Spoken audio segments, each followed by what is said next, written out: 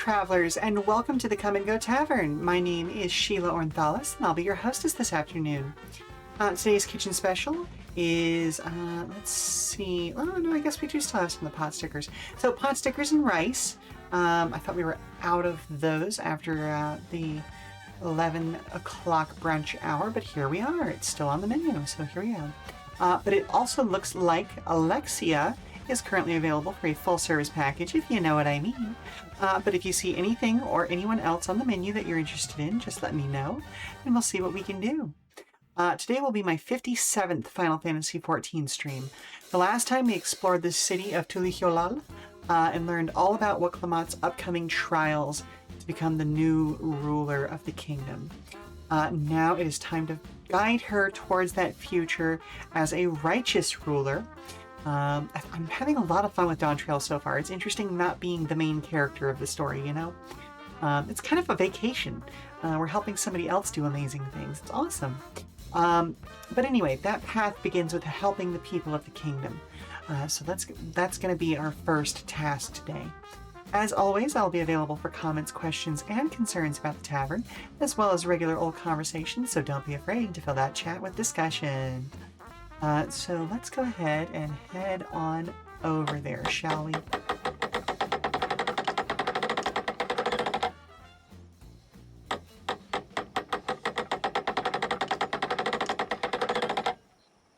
Alright, we've got a dispirited Hanu here. Let's go ahead and start by speaking with him. You heard about the storm? I've never seen the likes of it before. With the supplies and help the Dawn servant sent, we're making progress repairing and rebuilding our homes. But while roofs and walls can be patched, there's so much else that was lost for good. Oh. Okay, do you want to tell me more about that, sir? And or madam? It's hard to tell.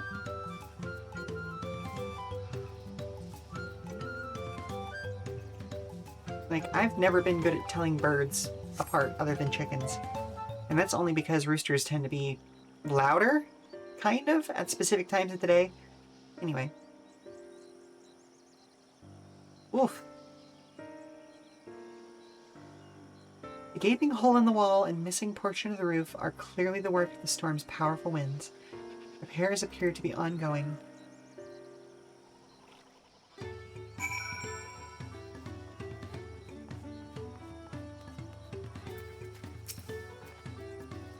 A lot of houses are still damaged, and the Hanu I've spoken to are not their usual cheery selves. The storm broke more than wood and reeds. There must be something I can do to help them. I'm going to look around a bit more.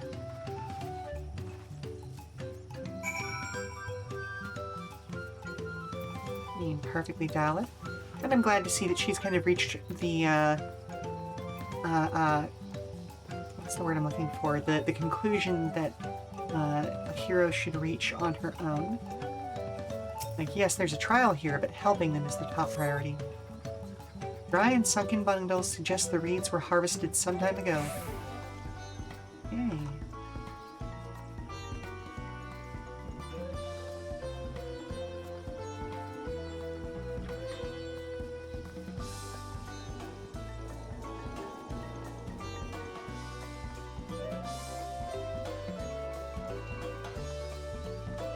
Let's see. Oh. Ooh, that's cool.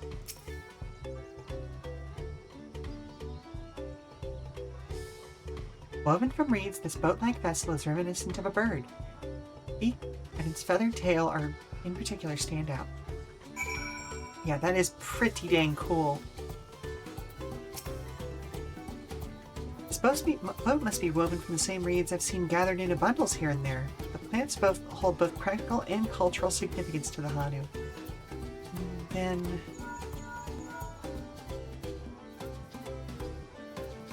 Hello? Can you hear me? I'm told they're ready to receive us now. Come to the large building in the south of the village. On my way. You ought to hurry over too. Oh. I know why my wrist was hurting. I had to move my wrist pad out of the way earlier. feel silly for forgetting to put it back, you know?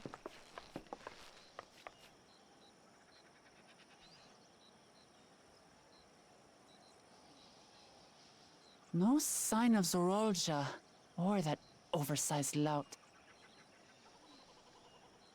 How much easier it would be if Soralja were to fail here. But that isn't likely to happen.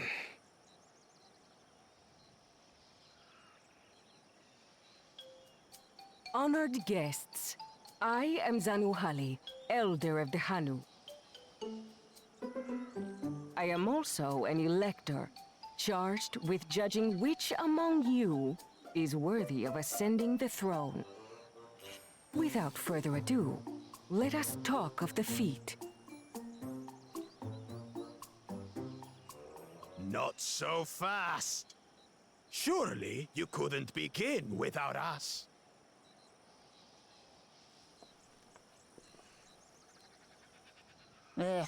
You made it after all. Yeah. So is it... I guess they have taken a stance. I was going to ask if it's correct to refer to them in the singular, since he's got two heads, but, No need to fuss. There is no time limit for this challenge. Now, if you would allow me to proceed. It is here, in Okanu, where my people forged a bond with the Dawn Servant during our own chapter of the Tuli Yolal saga. In homage to those events, I have prepared for you the Feat of Reeds. Reeds seem to be of great importance to the Hanu. I wonder what this feat entails. no idea, Alphino, but we'll find out. We use reeds in every part of our lives, be it as food or weaving material. But look around the nearby paddies, and you will see that this season, our crops are failing. Yep, the storm will do that. How fortunate, then, that my appointment to Elector coincided with this predicament. Oh, look at that Surely smile. Those who aspire to be Dawn Servant would find the matter of an ailing harvest a mere trifle to resolve. Aye, well, it is indeed the duty of a ruler to address the people's woes. Exactly, exactly. Do well in this, and you will earn my keystone.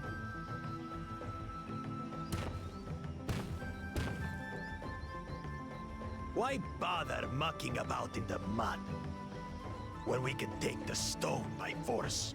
Sir, I will drop you right here and right fucking now. Oh, mercy me. You are a hot-headed fellow, Bakul Jaja. Some electors may enjoy going toe-to-toe with scrappers like you, but I refuse to entertain your base instincts. Arrangements have been made. Should you attempt to engage a feat giver in combat without their consent, word of your immediate disqualification will be sent to the palace. If you're still feeling feisty, then by all means, draw your weapon. See, I feel like him even asking that question is a disqualifying instance, you know? This contest is presided over by cowards. There's No, you sport just in misunderstood fighting it. Like, you don't understand Then what it we can actually means to return be a the real business ruler, of sir. earning my keystone. The Feat of Reeds is begun. Claimants, I wish you the best of luck.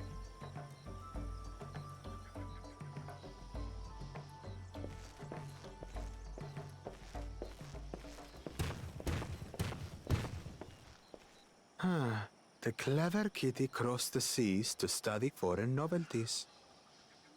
He might know tricks we don't. Tricks we can use. What of Little Miss Mittens? You know the answer to that. compared to the first and second promise, she's a distant third. Not even in the running. Then we see eye to eye on this, brother. Being Bakul Jaja so long with me has rubbed off on you.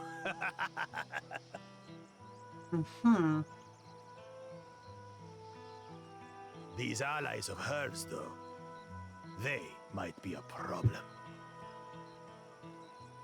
Yeah, I'll be a problem if you make me a problem.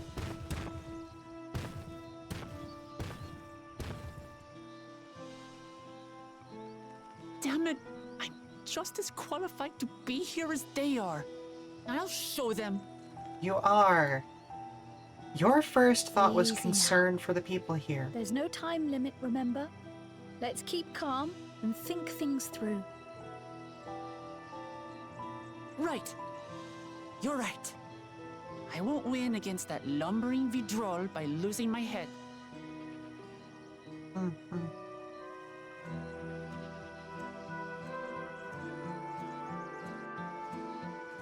Hello, Barry.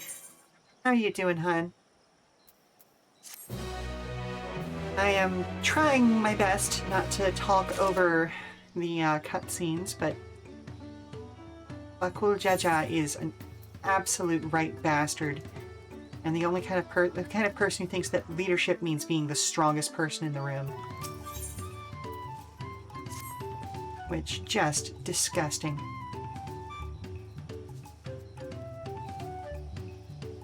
I don't know the first thing about farming, but if there's a way to save the harvest and help the Hanu, then we're going to find it.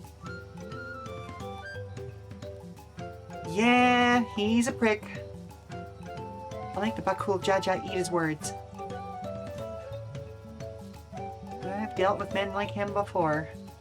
Never fun. Understanding the nature of the problem will be the key to solving it. We need to examine the reeds themselves and then deduce the cause of their poor condition. I am loving Dawntrail so far. It's fun to be like... Wait, hang on. Am I... Huh, hang on a second. I'm in the wrong... No, maybe not. Okay, hang on. I feel like I need to update that camera view. But oh well. Yeah, no, I'm loving Dawntrail so far. The feeling of being a secondary character helping another hero on their journey, absolutely fun. Amazing, you know? Hang on a second, though. Let's... Does that feel like...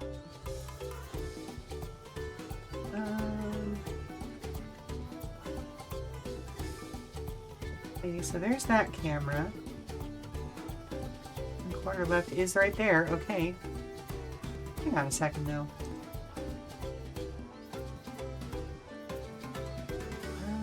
Let's...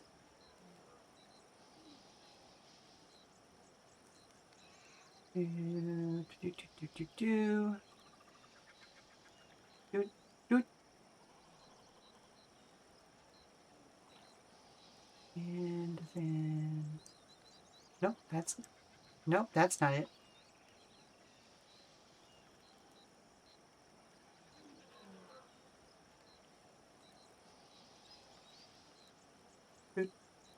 And then...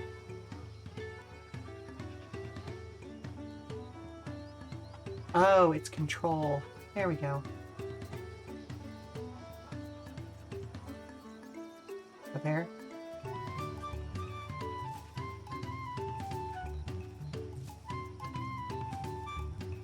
Ah! Did not want to rotate. There we go. Doot. And then... Not too far.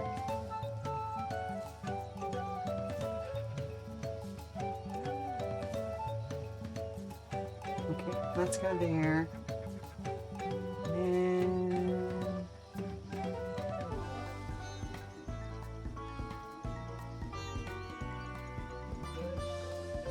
There we go. Okay. That feels a little bit better. Sorry, I need to now I need to update that camera. Turn left, save current position. Yay, there we go. Okay. Cool beans.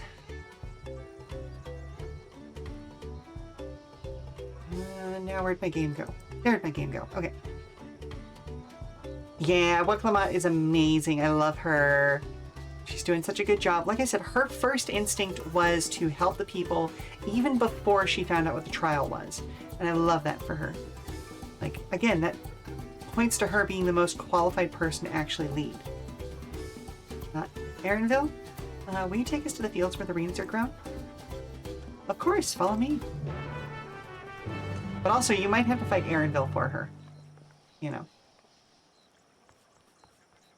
Because he definitely seems like he is... I'm going to use the term begrudgingly. Like, I think he's into it, but, like, he's a little bit tsundere, you know? He's like, no, I'm not interested, baka. He's a gatherer main, you can take him. I mean, fair enough. Ooh, got some good mouth harp going on.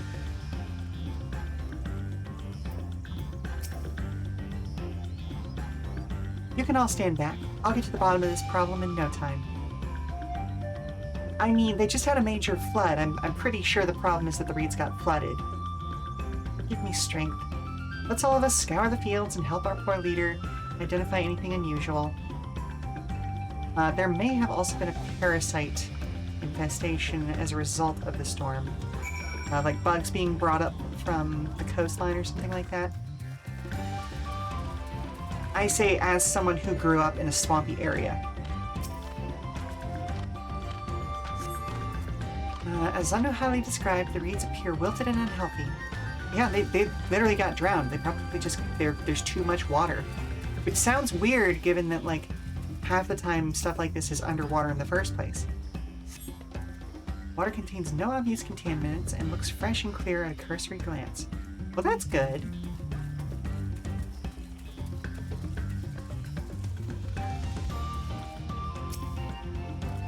Like, if y'all have never seen cranberries get harvested, it is fucking weird. The soil in the paddies is as one would expect, rich in color and suitably moist, not dry nor flaky. You know, the basics of gardening. You know, water plants can drown too. It's crazy, right? But yeah, cranberries aren't actually grown in water, but their fields are flooded for the sake of harvesting, which is, oh my goodness, it is wild. But also, the horrific part nobody tells you is the amount of spiders involved. It's horrific. Because, cranberry plants are a good place for spiders to live. It's just, there's a lot of bugs, and, like, during the planting and growing process, you really want those spiders to be there, because, they take care of the plants. They make sure that nothing is eating the plants. But when you flood the area, all the spiders float to the surface alongside the cranberries. So those waders you see people wearing are not just to keep them dry. Ah! It's terrifying! Ah, there's a frog. Small frog catches your eye, strangely lackadaisical. It doesn't even bother to hop when it eventually scurries away. Okay. That's a little odd.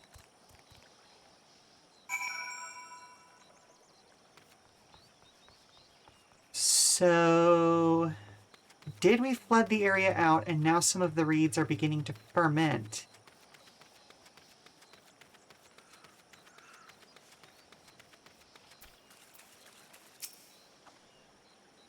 Seen enough? I'll call everyone together and we can share our discoveries.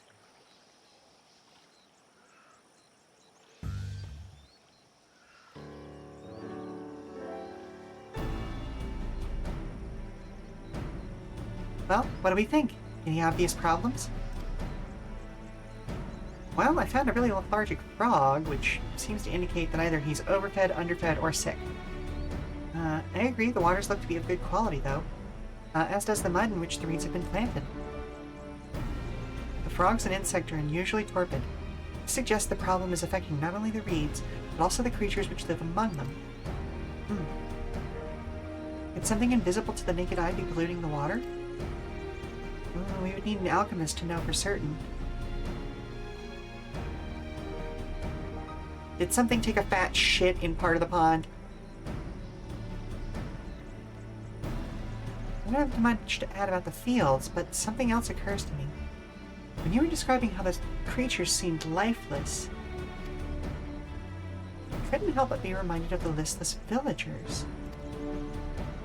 Oh, good point. They've suffered a terrible tragedy, I know. But there is another reason for their flagging spirits, I believe. Go on.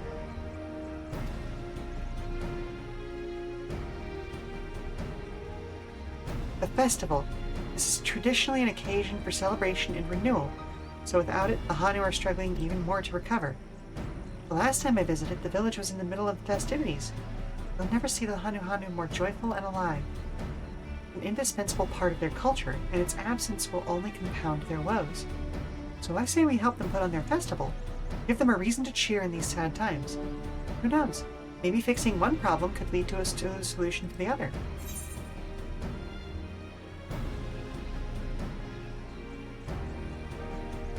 You know, maybe there's part of a ritual that they do during the festival, or just the actual festival themselves. Maybe it's that they haven't taken a fat dump in the pond recently.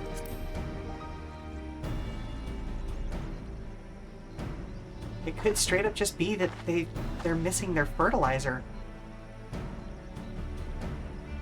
I fail to see the relation between festivals and fields. Well, let's not be too hasty in dismissing the idea. Things which seem unrelated can later prove to be connected in surprising ways. I mean, y'all exist in a world where the gods have literally spoken to you and or interacted with you, so like, you know, true, and being bereft of ideas as we are, any proposal is worth entertaining. I suppose. Besides, this is Wuk Lamat's journey. It's only right that we follow her lead.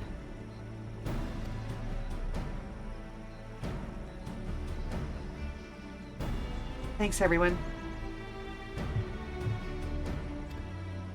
By the way, does anyone know where the festival float is? Like a boat woven from reeds that looks like a bird. Oh yeah, we saw it earlier. It's over in that gazebo. And that big building to the north? Let's go and see it. Wait a minute. Okay, so depending on what kind of festival this is, if it involves burning the boat, there's much less debate when I'm traveling alone. Then it literally could just be that the ashes of the last year's harvest have not been added to the areas yet. Because I know that to a certain extent you always want to burn and or otherwise mulch your old harvest, like so any part of the harvest that's not used, so stalks, leaves, that sort of a thing, in order to put nutrients back into the ground. I would imagine it works basically the same with, we'll probably find walking by them.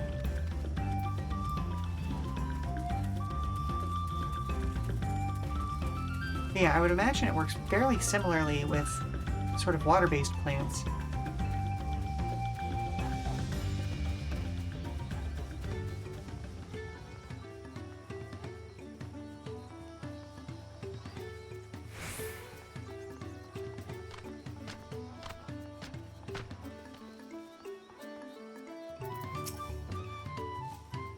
Yes, this is the float I remember.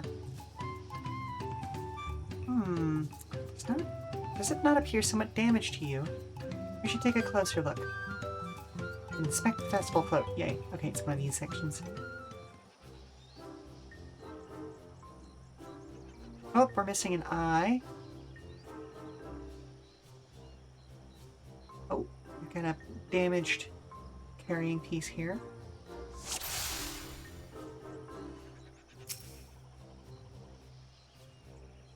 Oh dear. One of the bird's eyes seems to be missing a gemstone. Oh.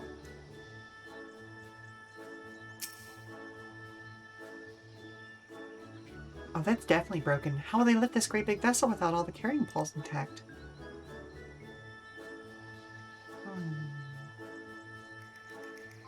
Wait, where's the damn bird?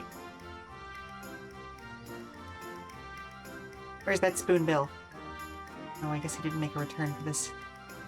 Oh. These tail feathers have seen better days. I swear the colors were a lot brighter the last time I saw them.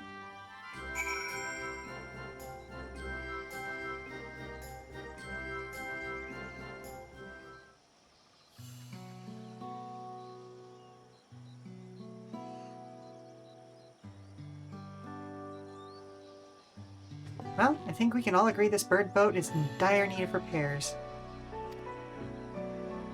Now, how do we go about fixing it?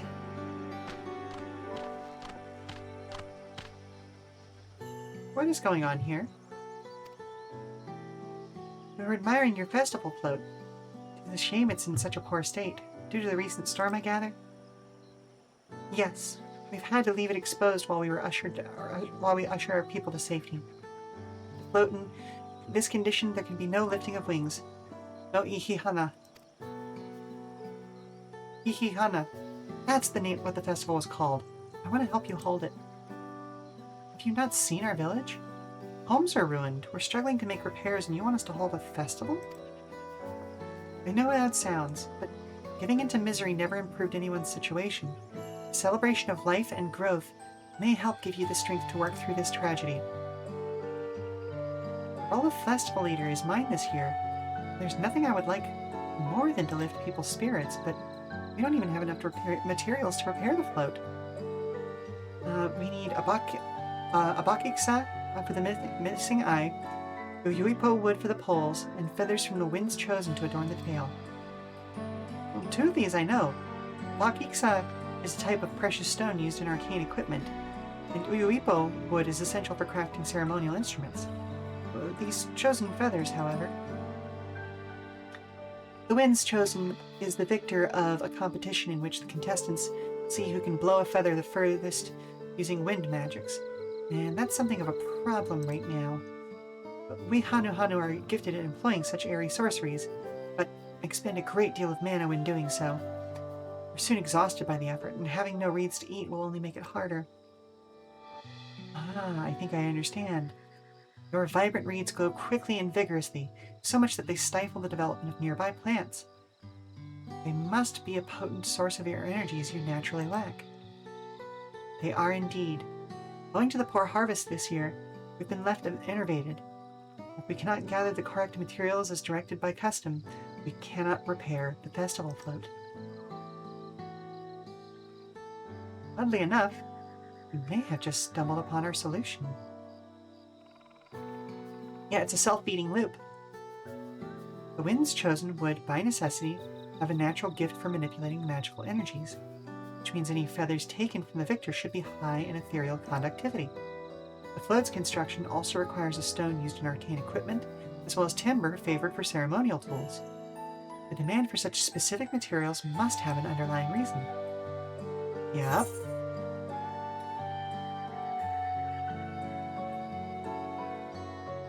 I'd wager the float is secretly a weapon for smiting the Hanu's foe. No, the float might also function as an arcane device, obviously.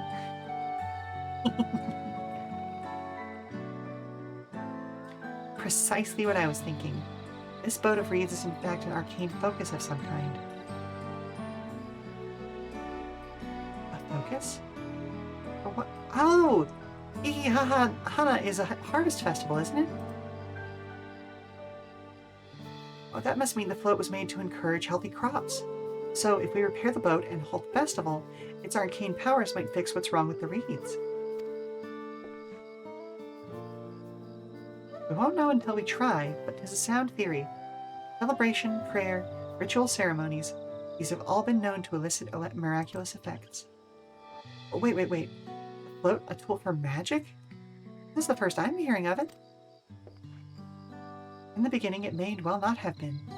After a good harvest, there would be no reason to change it. But when the harvest was poor, new adornments were likely added, and those who performed the labor may have imbued their work with ardent hopes for a brighter future. Through years of trial and error, the Hanu would have refined their festival float into a focus for harvest prayers. Incredible.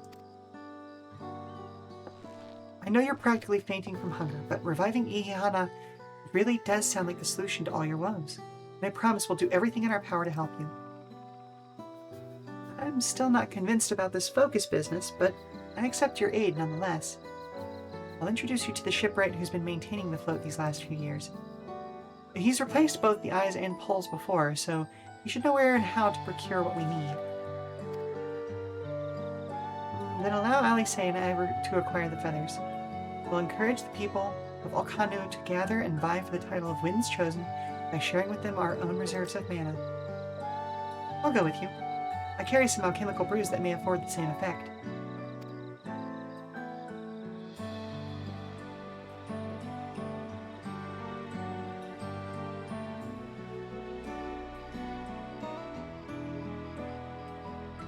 The three of us will visit the shipwright then. Mm-hmm.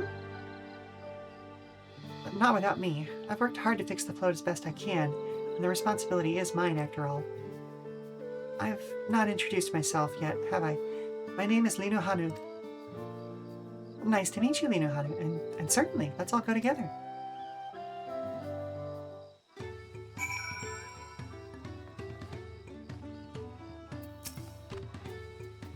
Thanks to Wuk Lamat, we found ourselves a promising way forward. Experience and knowledge are valuable assets. There is something to be said for following one's instincts.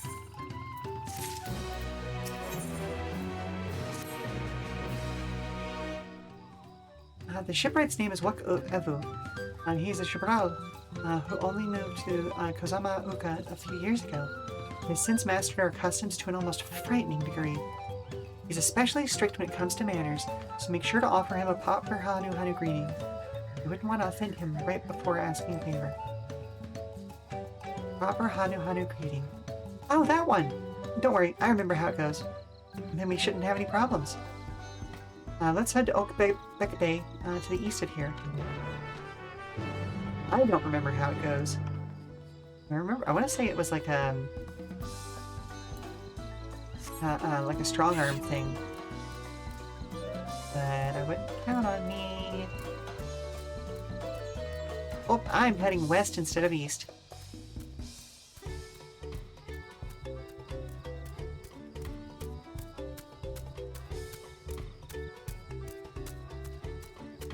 Just a little Cocoa Puff. Oh, Cocoa Puff. Still amuses me that this mount was straight up a candy promo. Was it Crunch or was it Reese's? I don't remember.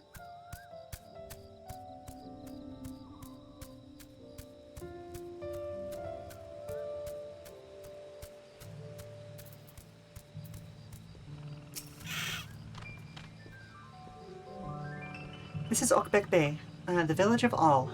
Those who drift into Kozama Uka from Tulihyolal and elsewhere are welcome to live here alongside the Hanu. As for Wuk Evu, he lives and works in the House of Waters High, top of that large tree nearby. Follow me, but I should warn you, the climb up the stairs can be challenging. Boo! My greatest natural enemy, stairs.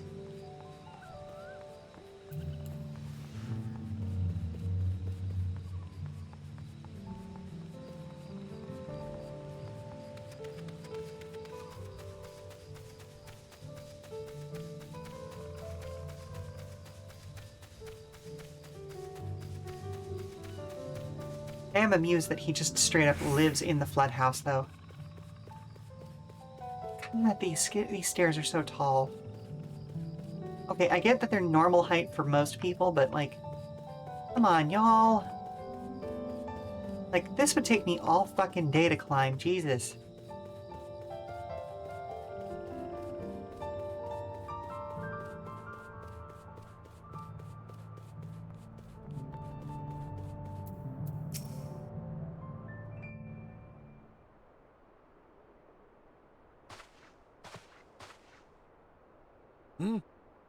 What do you want with me? Do the greeting. Do the greeting. Right. The greeting.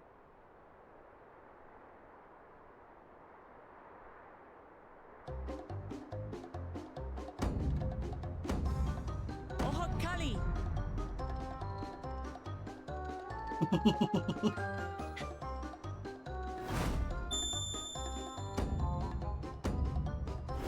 Oh, Kali!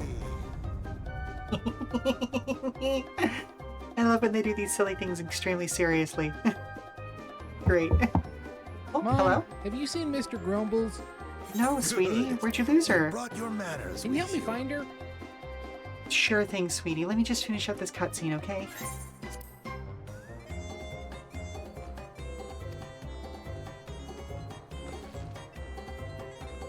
When you know Kanu, do as the Hanu do. For a country as diverse as ours, the preservation of harmony demands that we respect the cultures of all peoples who call it home. Damn straight. Well, that explains your familiarity with Hanu customs. And you speak truth, of course. To live together means to learn about each other. Mm-hmm. Ah, I appreciate an open mind. In fact, I get the sense we've met before. Hmm.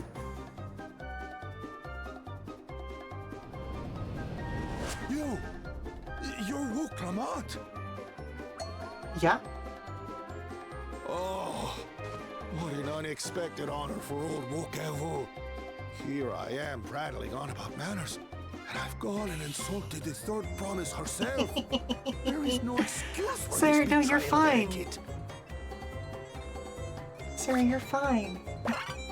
Please, take up your axe and claim my impudent head. Will not. Keep your head. I hate formalities anyway, so forget about it, all right? All right then, consider it forgotten. How?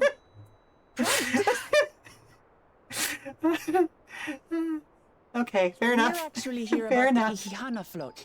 It's in bad shape, and we need you to craft new carrying poles and a new eye. I'm told you work with Uyuipo wood and a certain kind of stone? Abokisha? That I do.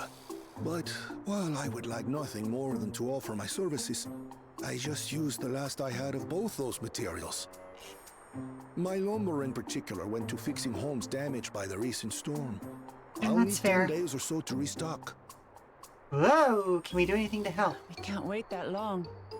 If you tell me where to go, I'll gather them myself. What? Send the third promise out on an errand like some common lackey? That's utterly unconscionable. A gross violation of social protocol. I told you not to worry about such things. Okay, All right then. I shan't worry a whit. truly fantastic.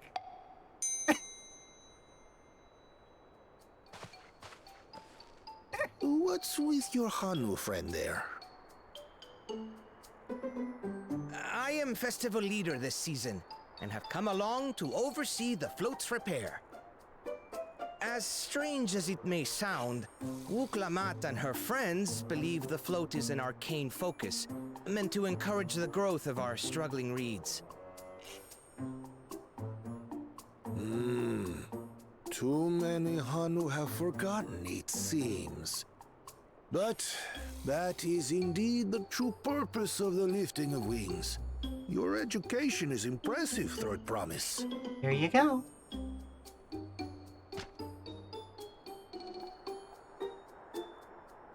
Well, maybe a little. Allow me to show you where to procure Uyuipo. We can leave the Abokisha to your friends, I presume? Take yourself to Cave Kikitola or thereabouts, and you should find the stones you need. Excellent.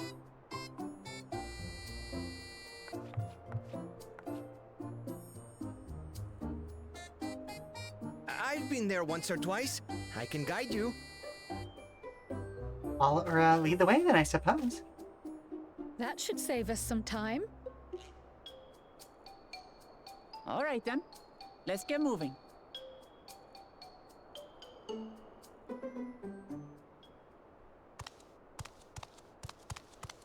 And then there's that guy. Just sneakily helping the war brother out.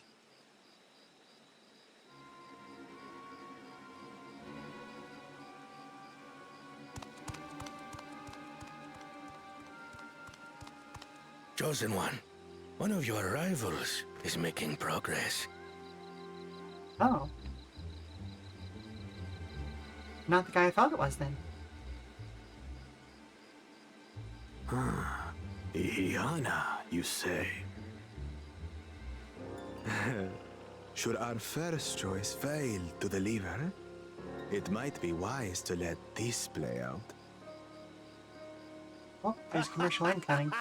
I need to take a break to help find a skunk anyway. The third-rate promise is making herself useful after all. Fuck off, Bakul Jaja.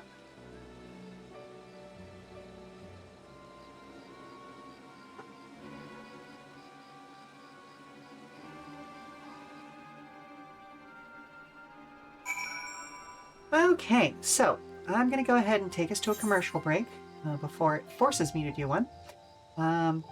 Stand up, stretch. We'll be back in 5 minutes. Refresh your drinks. All that good stuff, all right? So talk to you soon. All right, sweetie. So where'd you lose track of her? Have you checked the warm laundry yet? You just did laundry.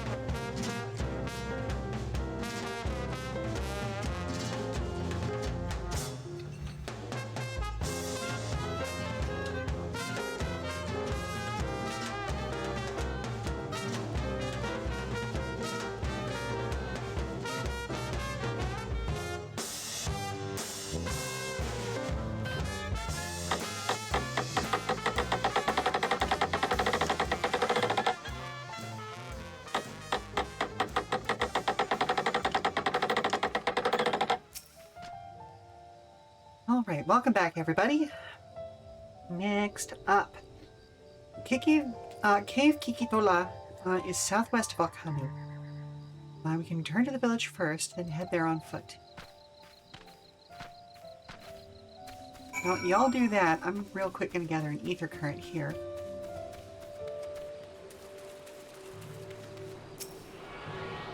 And if you'll excuse me, I don't want to do this on foot because I am a third the size of most of the people around me right now. Yeah, we're at the Hanu Hanu! And I love the fact that Wuk Lamat's first instinct was to help them. Like, you know, just seeing that people had faced issues. And there's Radolja. Okay, that's why I thought her brother was here. But yeah, seeing that the people were facing issues and going to help them out. Even before we actually knew what the fleet was going to be here.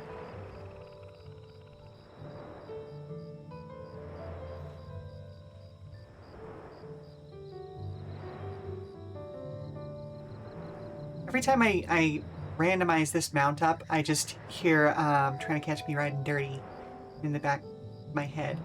Just, they see me rolling, they hating. I don't know why, it's just fun. It's just what pops into my brain, you know?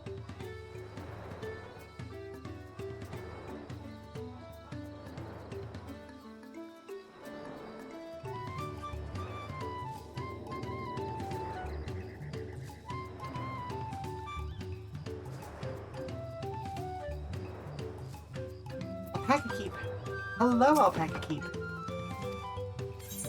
No, I'm good for right now. I just wanted to add you to the network.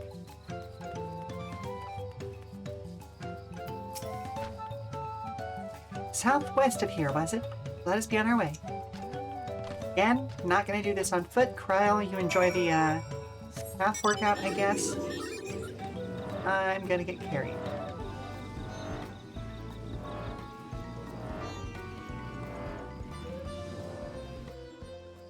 Shame I can't fly, but it is what it is. Oh my goodness, the combat theme!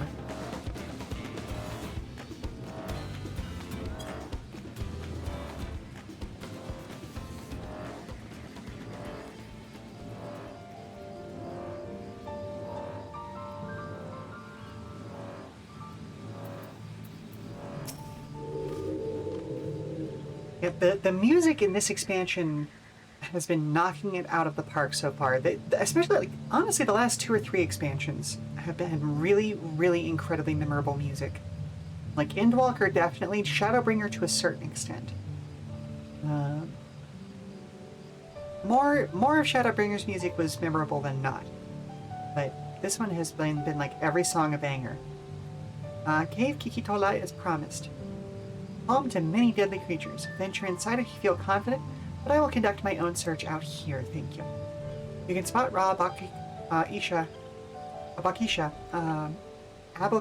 that's how Book said it. Abakisha, by its green-hued glimmer. Bring anything matching that description to me. Walker has some of your favorite emotionally charged music. I wept at that ending theme, Barry. Oh my god. I shall help scour the inside of the cave then. You take the west half and I'll take the east. Like, there was one day that my music player just absolutely had it out for me because... Oh, okay. How do I get over there? Because I was already having, like, a rough day dealing with a lot of big emotions. And that song came on and I was just like, how dare you, iTunes? How dare you? Like, thank you for good music, but how dare you, you know?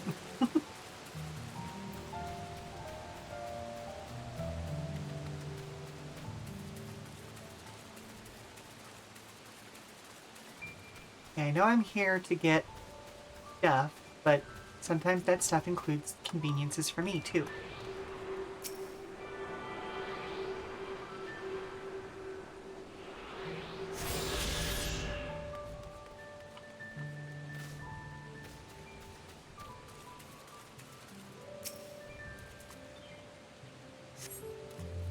Shiny pebble catches your eye, but its coloring is gray rather than green. Ooh, but still a shiny pebble.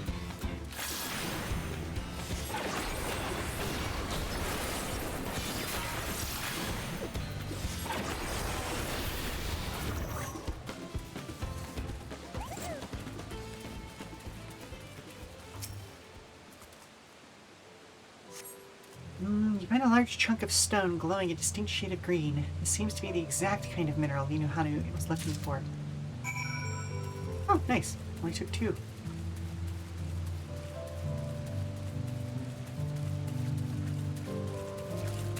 How do I get out of here?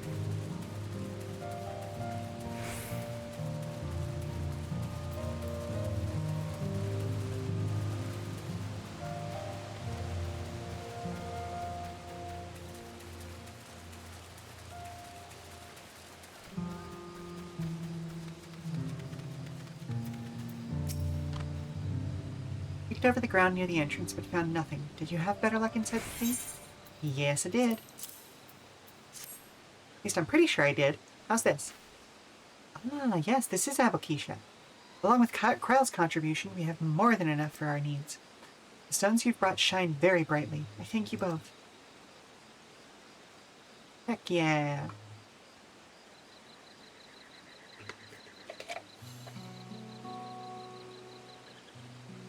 I've been very happy to know we're putting things right. Truth be told, a good friend of mine was meant to be festival leader this year's Ilihana.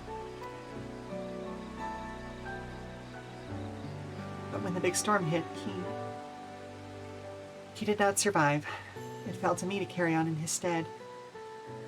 Well, that was why you agreed to Wuk Lamat's request, despite your initial reluctance. Yes, it hurt to hear, but she was right. Though I must mourn, I cannot let my grief consume me. Her words made me realize that the path to my recovery, our recovery, is already laid out before me. And I will walk it, for myself and for my friend.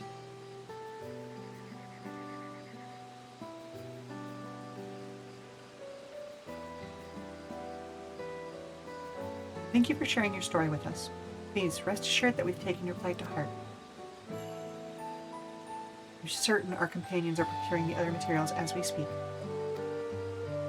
Everything will come together, and Hanu shall host a splendid, uplifting festival. That we shall.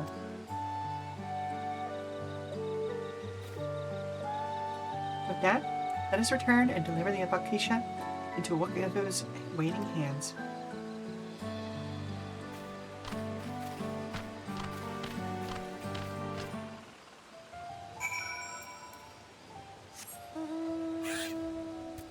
And back onto the Cocoa Puff.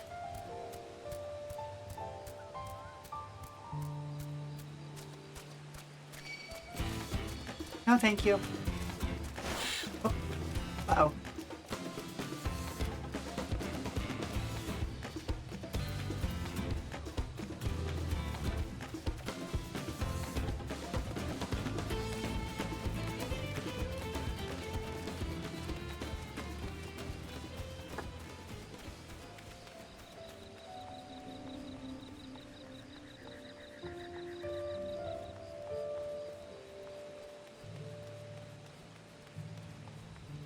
I forget what the definition, for a piece of music to be flamenco specifically is. But that felt like it was in the right zone, if you catch my drift.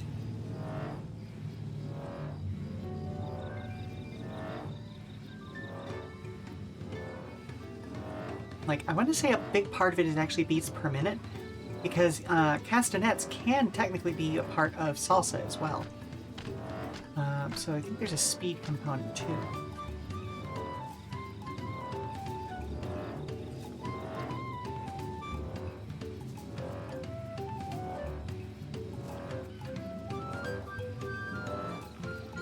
Actually, you know what? We've got some time. I now want to look at that up.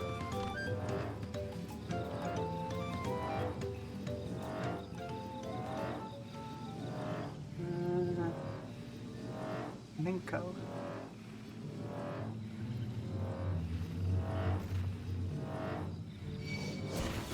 No. Go on. Shoo. Go away.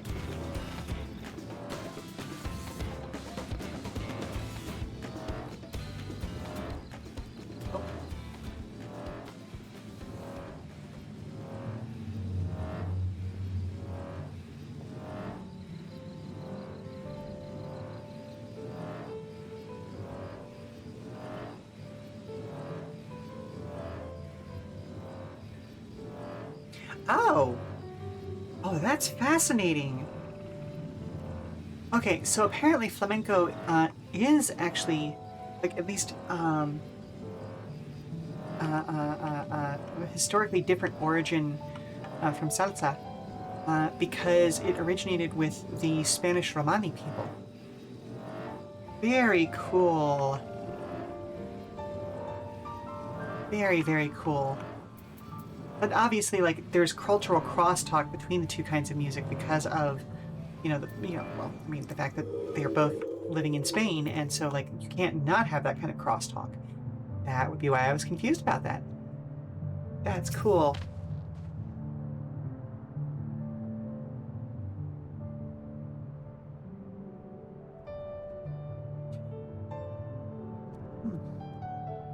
I'll have to read up a little bit more on that. I'm sure there's probably some nasty stuff in there as well, considering how the Romani people have been treated across Europe historically, but still neat. Good to know that there's a connection there. Thanks to the third promise and her mighty swings, we've collected some suitable logs of Uyuipo. What of the Abakisha? Abokisha. Ah.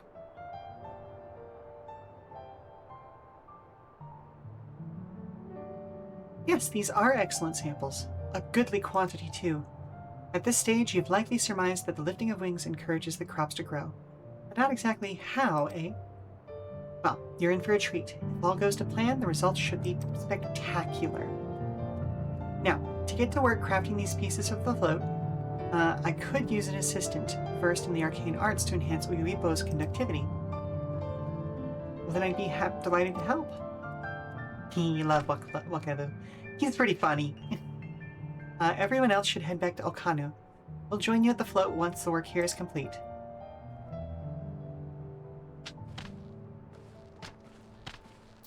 Like, the back and forth of extremely high expectations of manners to, oh, it's okay. Like, bud. Oh, the lad! The boy! The chonker.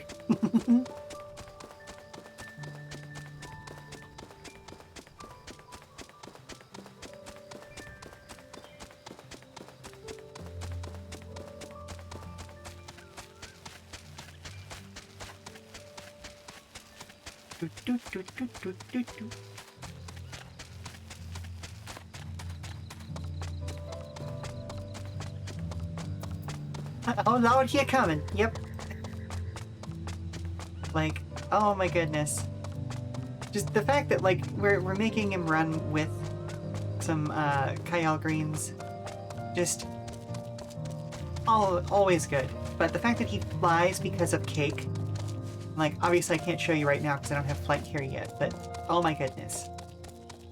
Oh my goodness. He got the lard. Oh, no, he's just a well-fed boy.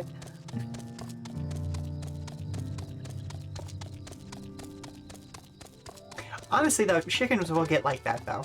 Like, if they have ample food, they will just keep eating. And they are vicious little fuckers, too. As Wakabu said, the festival really is a spectacle to behold. Gathering the Uyuipo was a trial in and of itself. At first, Wakabu criticized everything I did. Then he suddenly yelled, "I've spoken ill of the third promise and must punish myself," and proceeded to slam his head into an Uyuipo tree. I told him not to worry about it again, and it was like snuffing out a candle. He's an odd one, that's for sure.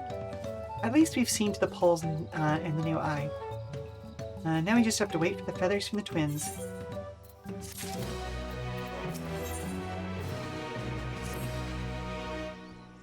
We should get some rest before the excitement begins.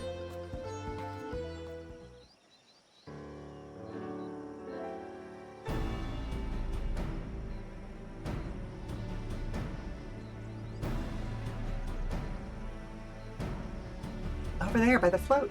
Isn't that the third promise? Then the rumors are true. She's trying to complete the fate of reeds by reviving Ihana. Festival is a prayer for healthy crops, but Does she honestly believe that will be enough to save our harvest? The second promise, meanwhile, barely glanced at the fields before leaving Okanu altogether. Maybe we asked too much of our young claimants. Don't worry about it. Oh, I wouldn't be too quick to count Kalana out. A friend of mine overheard him muttering by the reeds, something about what needs to be done. Is that so? Perhaps we'll get to see another of his innovations firsthand.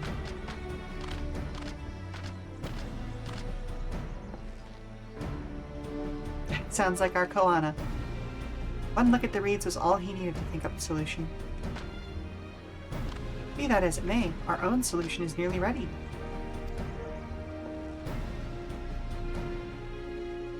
Indeed. As soon as the others get back, our long-awaited festival can begin.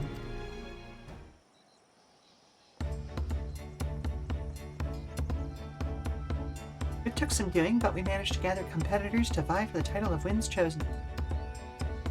The winner was only too happy to donate his feathers. You should have seen it. He called forth an incredible gust that sent his feathers sailing for miles. We had to turn ourselves, but it's more difficult than it looks. Poor Aaronville's twirled in the air for a moment before landing on his foot. I'm a gleaner. Magic is not part of our training. As for us, we've brought the wooden gemstone replacements crafted by Wuk Lamat. All that's left is to attach them. Has it been decided who will ride the float? Papa was the guest of honor the last time I was here. I remember being surprised they could even lift the thing with his hulking weight on top of it. The rider must be a personage of great esteem, which is why an invitation is usually extended to the Dawn Servant. This time, however, I have another in mind. Oh, who is it? You dingus! Our beloved Ihihana, the lifting of wings is only being held because of you and your companions. Thus do I nominate you, Wuk Lamat, as our guest of honor. What? Me?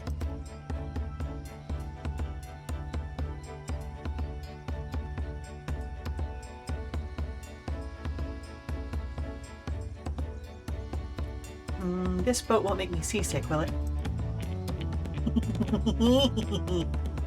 I don't think so. Then away, anchor. I can hardly refuse a request from one even more enthusiastic about the festival than me. I would be delighted to ride your float. Thank you, Wuk Lamat. I have roles for the rest of you as well. We'll be carrying the festival float in a slow procession towards Kozanuaki.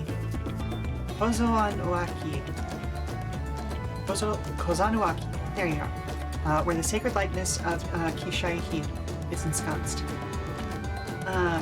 What I'd like you to do is clear the path of dangerous wildlife so that the procession can move along unimpeded. Oh, that I got for you. Consider it done. You expect me to sit still while Wuk Lamat is finished with the float? Let me come along and help with the cleaning. As you know, I'm not much for fighting. I'll stay behind and assist Wuk Lamat with the repairs. If you aren't sure where you need to go, the path I spoke of begins at the south of the village and branches off to the east. That will lead you across the bridges to the Stride of the Sun. Then we shall see to cleaning it end to end.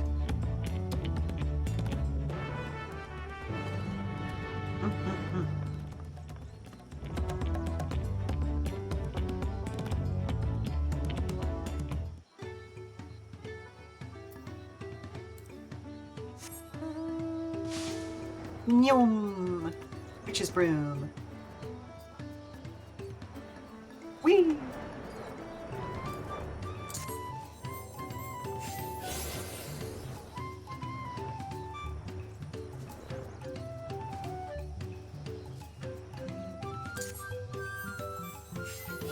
Sparkles.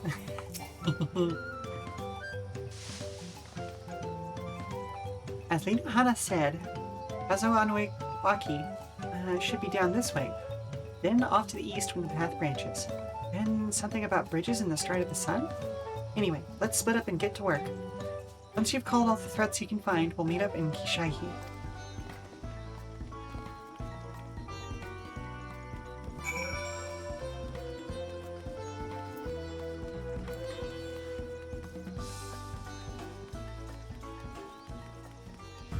Calibri. Look, bud, if you want to follow me all the way down here, then sure, I'll fight you, but, like... it's gonna end badly for you. Yeah, that's what I thought.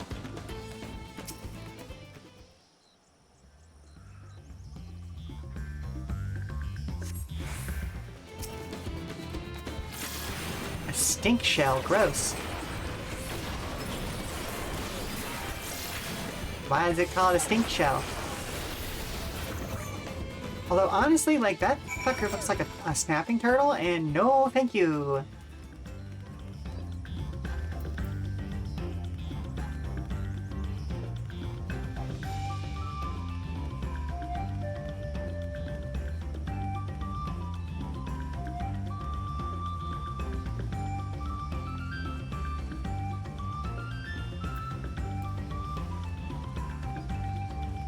Hi, Crow.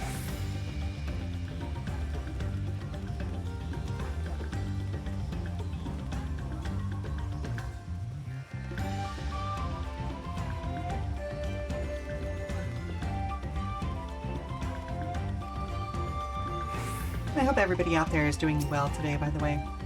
The world's been heavy this past week, but we're in this together. Where? Oh.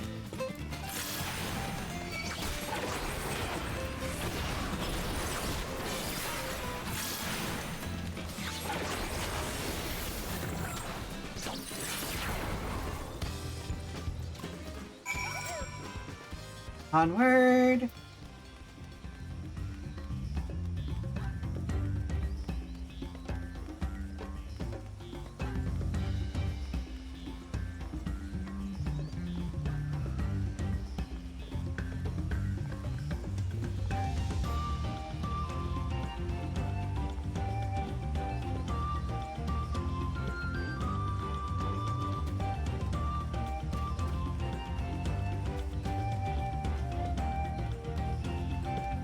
Ooh, good job, Wuk Lamat.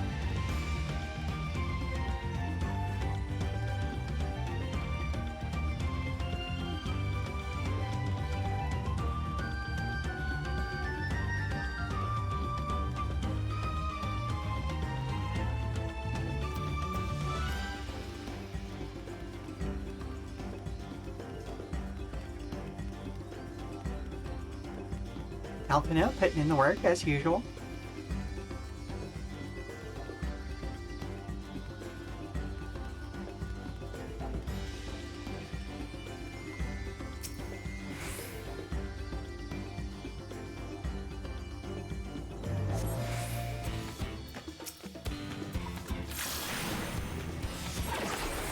I feel like Hungry Ocelot. Oh. Hungry Ocelot is just how you would describe every ocelot I've ever seen, you know?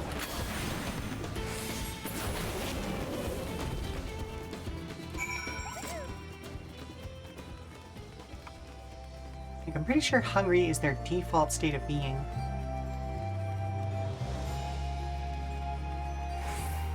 Ah, there's Alice Hay.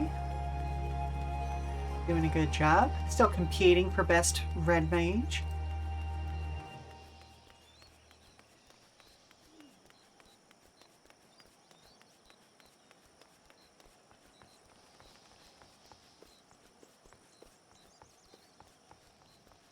Hello, Ginuhala.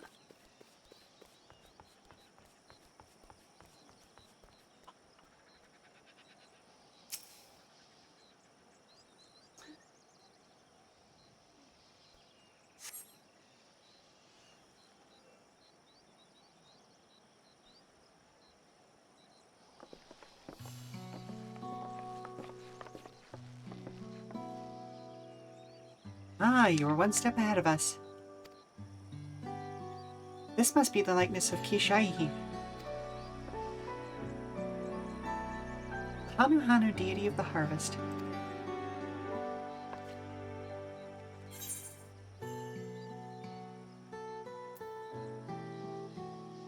Even their sacred images are woven with reeds.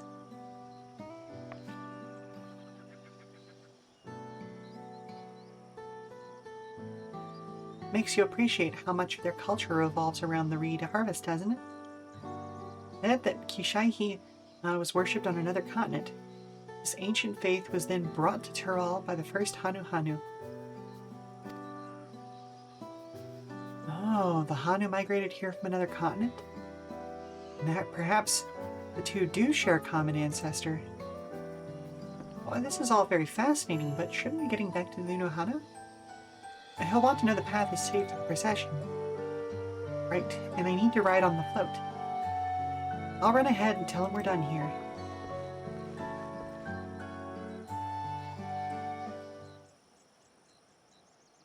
Oh, I need somebody to, like, grab my wrists and another person to grab my ankles and just yank. I feel very compressed today.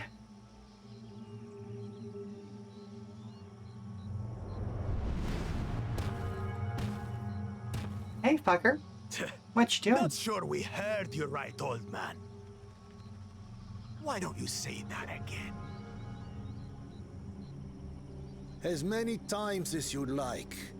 The third promise tasked me with repairing this float, and I'll not relinquish it to an uncultured brute like you. Mm-hmm. Much less one that can't even manage a simple greeting. We wanted to handle this in a civilized way. No, you didn't. But we're more than willing to kill you.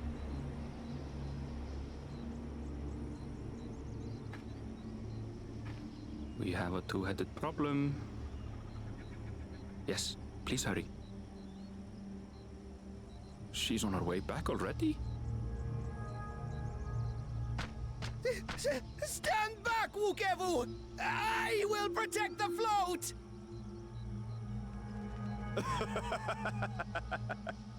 Are you trying to be brave, little bird? I could never have repaired the float alone. Not properly. But thanks to Wuk Lamat and her friends, we can hold Ihihana again! This is a priceless treasure! And as festival leader, I would die to protect it! Very well, if that's what you want.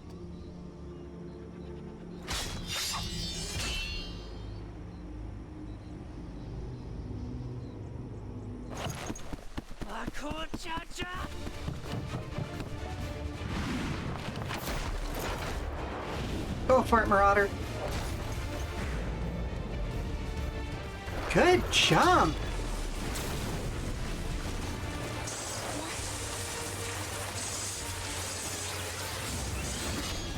He did win the tournament. You can't be surprised. I put everything into that blow.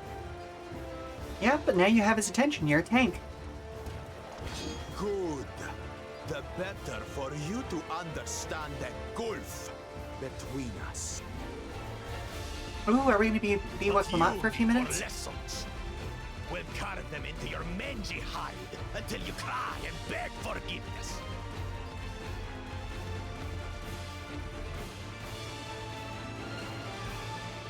Say the word. Say the word and I'll put him in the fucking ground.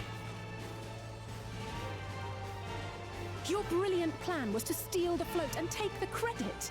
The so-called blessed siblings are nothing but cheats. Your scorn is sweet music. Come, weaklings. We'll crush you each in turn. Or all together, if you like. Everyone else stand back. I will take him down personally.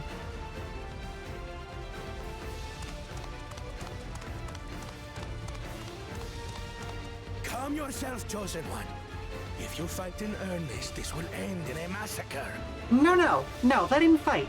Let him fight. More, we have word that our other prospect is on the verge of success.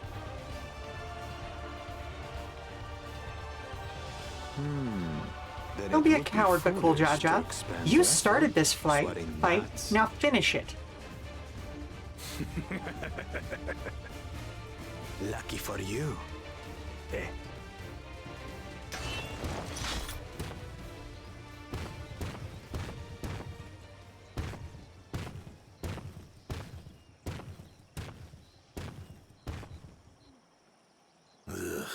two heads. I see Mamuk still clings to that loathsome hope.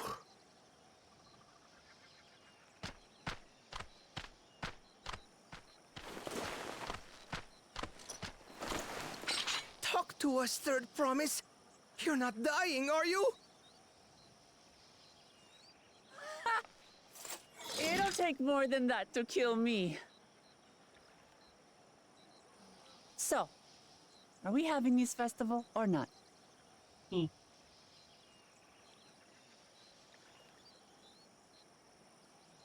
Yes! Yes, we are! I love their smiles.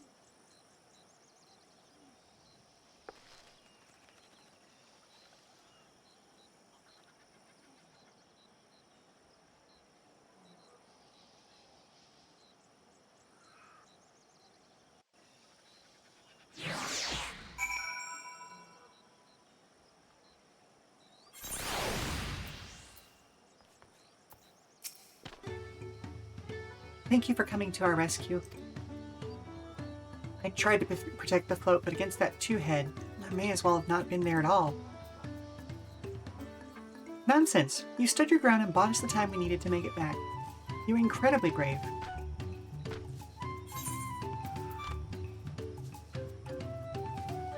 Ooh. What about the Celeste Green? That exciting interlude over, you'll be pleased to know that my repairs are finished as well. Before we commence the festival, however, it would be a courtesy to inform the villagers that Ihihana will be held after all. Go forth. Do not forget your greetings. At this stage, I should hope the reminder is unnecessary.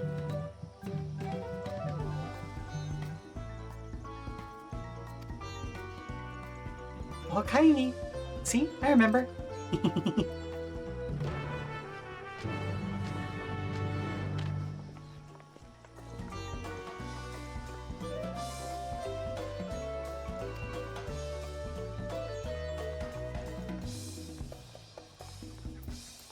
Alright, so let's head down this way and kind of work our way across.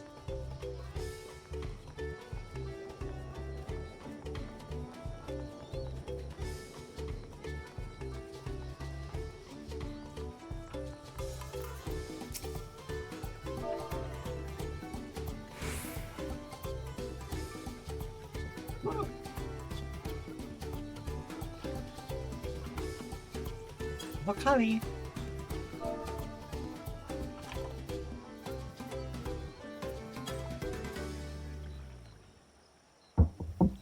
Oh, hello? Mom, can you help me get a snack off the high shelf? I mean, I can, sweetie, but aren't you taller than me at this point? Yeah, but you have that grabby spell that I don't. Yeah, okay, that's fair. Give me just a second, I'll be right with you. Ohokali. Kali. Ohokali. Pronunciation. Huh? What? The float is fixed? Our fallen friends would be glad to know that the Ihihana will soon be underway. They would wanted us to honor them with a celebration, not let their loss deter us from it. I must go and enjoy the festival for those who no longer can. Alright, so I'm gonna go help Dara get a snack. We'll be back in 5 minutes. I'm gonna run a commercial while we're away. So, you know, leave it running if you can. But stand up, stretch, go grab a drink, go grab some food. I don't expect y'all to actually watch it, you know? But hey, it helps us keep doing what we're doing here. So I will talk to you in 5 minutes, alright? Alright, sweetie. What do you want for a snack today? I already got some chili Pringles myself. Does that sound good?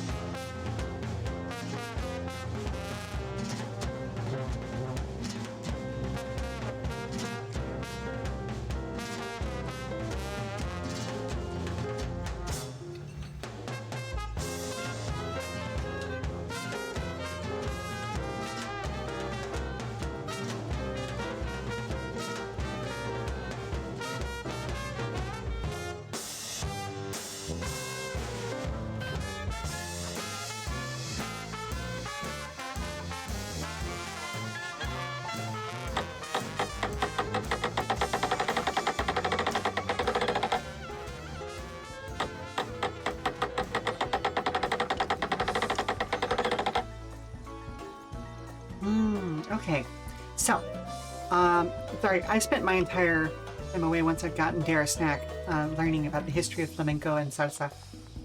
And apparently flamenco, like, predates it by centuries.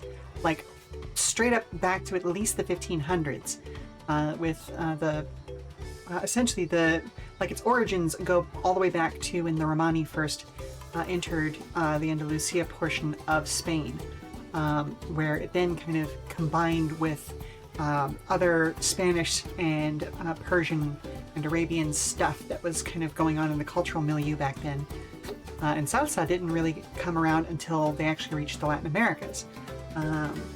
Still a lot more information to be gleaned there, but really fascinating history there. And as kind of predicted, because it's tied up in the history of the Romani peoples, there's a lot of historical back and forth about, like, you know, oh, this isn't considered an, like, what's the term that they used? Not illogical, but like, you know, the thing that they always point at outsiders, you know, trans people being the latest ones, about being like, oh, this is lewd. And it's like, no, it's just cultural, buddy.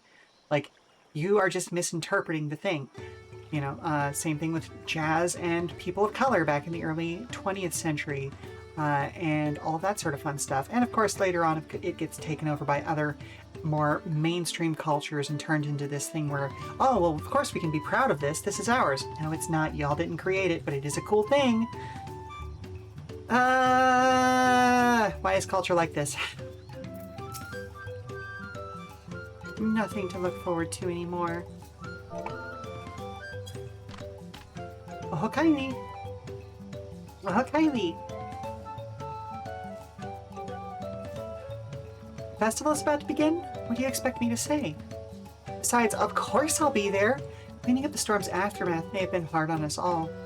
But the lifting of wings is tradition, and a joyous one at that. I won't sit here brooding my days away. Give me a moment to get ready.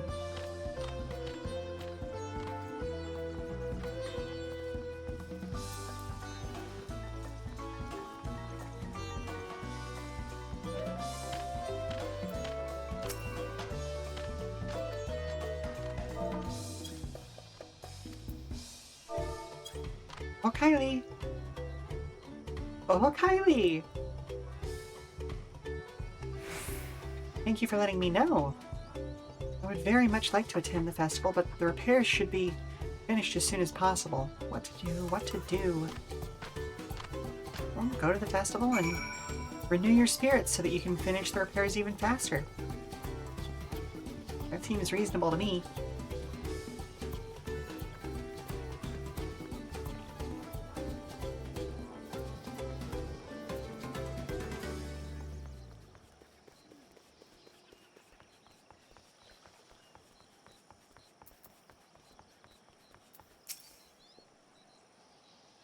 The Hanu were pleased to hear their festival was going ahead, I imagine.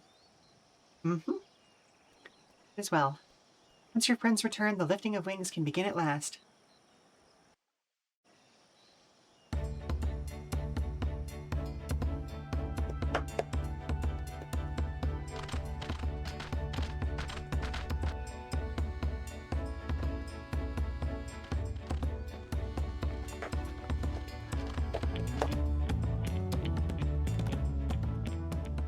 So few have come.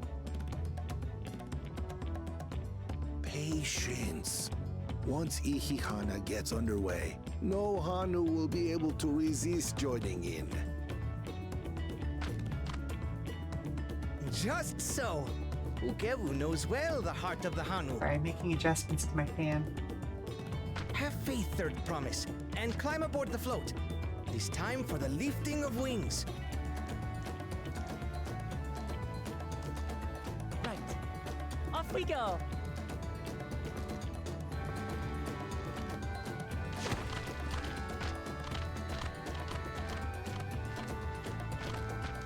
Ihihana is a prayer for bountiful harvest. But this is not its only meaning.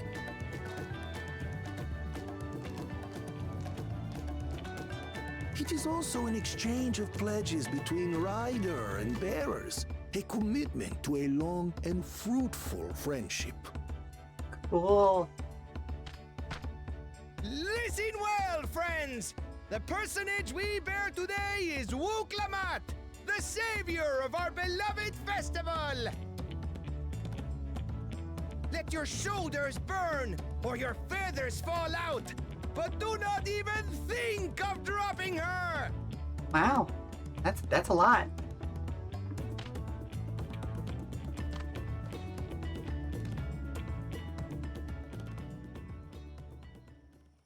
Ready and...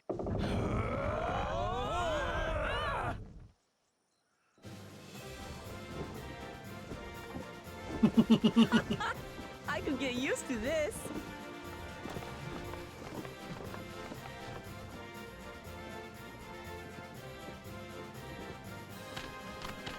Victory, victory, victory. Will empty bellies stop you from joining in the fun? Come and help us carry the float!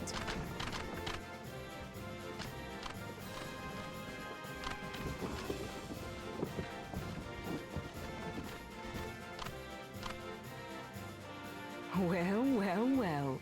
To see the day that Dawn's promised would ride our boat again. Oh. We've not had the honor since you were here, Gulul Jaja.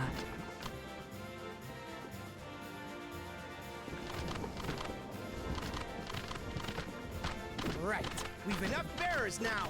Onwards to Kozaduaki!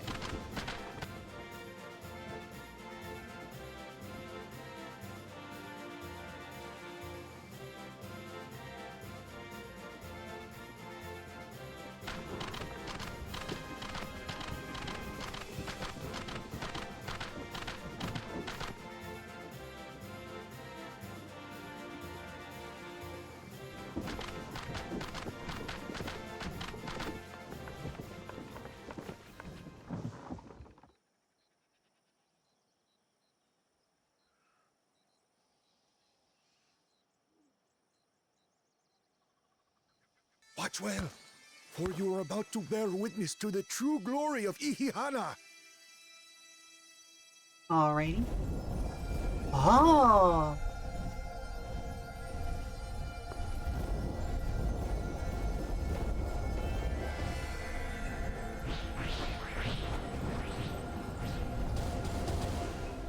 The float draws upon our life force, concentrating and amplifying the energy.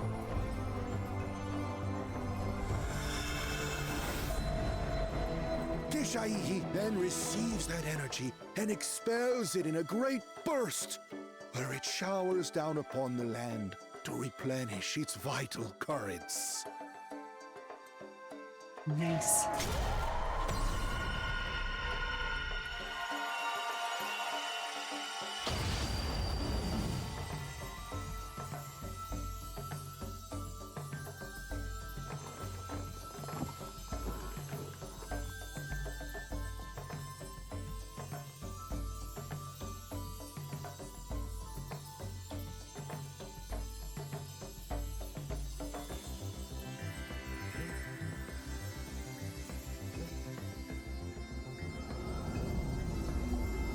Nice.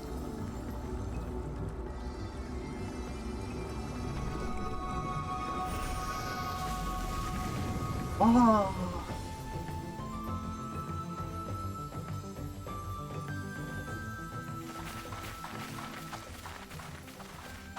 It worked. Like a literal charm. Mm-hmm. The float really was helping the reeds. Mm-hmm. That was amazing! To think that such a thing was even possible!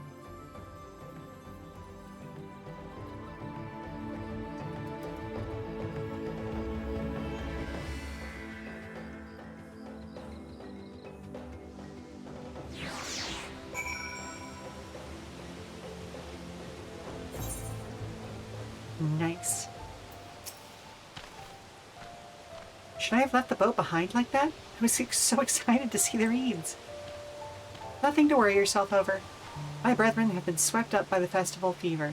Last I saw, they were taking turns at the carrying poles on the way back to the village. Please, feel free to look over the fields and enjoy the sight of what you've accomplished.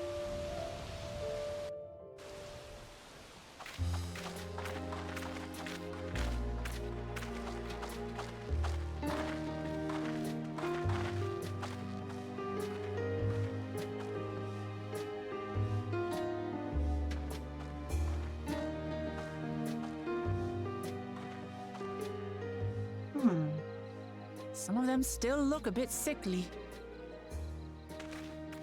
I imagine even the harvest magic has its limits. If the Hanu continue their festival tradition year after year, though, the entire field should eventually recover. Where does that leave us with the feet, then? You've got nothing to fear on that account. Our situation could never have resolved itself. The revival of even a single reed would have served to demonstrate your commitment to the task. Yay! That you recognize the nature of the float and found a near-perfect solution in Ihihana proves your dedication. What's more, I don't think I've seen the festival produce such impressive results since I was a mere chirper. We have been lax in maintaining the float, diluting its magic and reducing Ihihana to hollow theater. But today's events remind us of the power in tradition.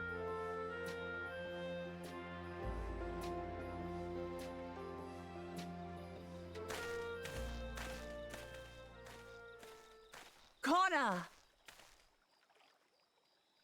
I was delayed by an unpleasant encounter, but it seems I arrived at a good time. Oh yeah?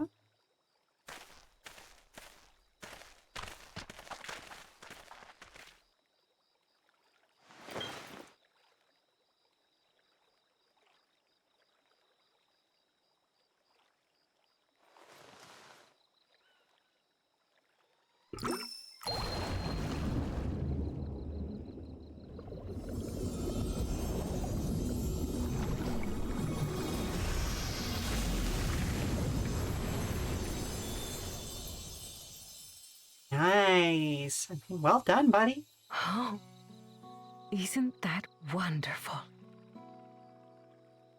What? You just pour in some mystery liquid and problem solved? Stagnant ether was to blame for the reed's poor condition. I assumed that was an alchemical concoction which enhances ethereal conductivity. It utilized the flowing water as an ethereal current, thereby promoting the transfer of life energies. A method I could not have devised without the education I received at the studium and the cooperation of my Archon allies. Fair enough. Fair enough.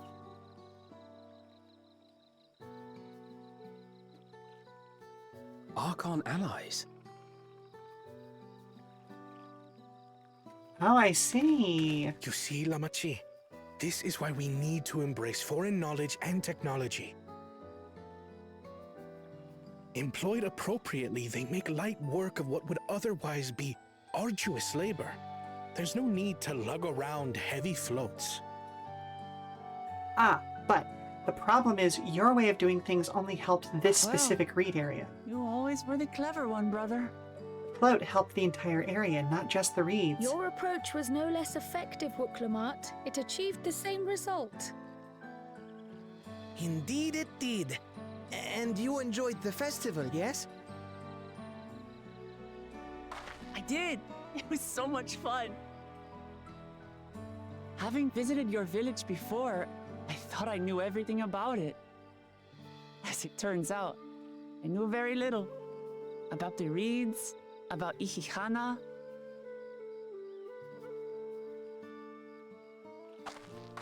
With all I've learned this time, I feel as though I've really come to know the Hanu.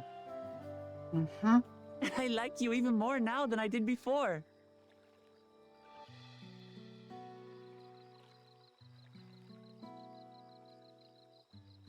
The feeling is mutual. And it's not just you who had a lot to learn either. I'll never look at our float the same way again. The two of you have exceeded expectations. Come forth and claim your stones.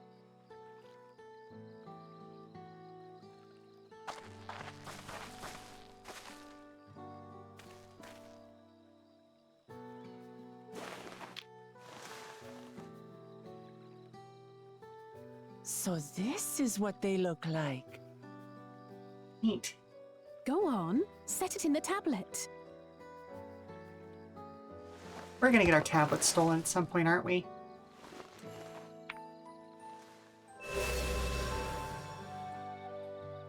A perfect fit. That leaves 6 more. And on to the next.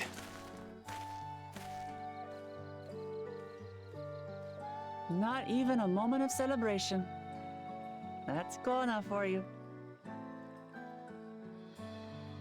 The third promise? You must join us for Ikikana next season. Of course. As Dawn servant, of course. Doing our best. Right. It's back to Turihiola for now. Thank you for having us. I look forward to seeing you all again.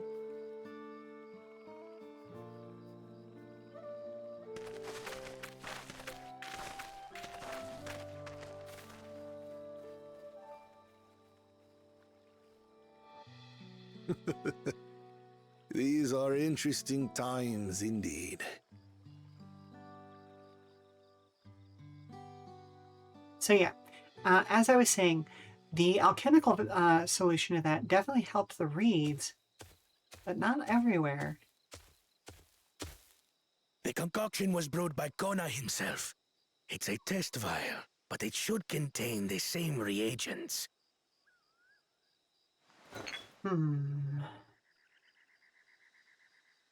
Good work. We'll use whatever we must to win. For win we must.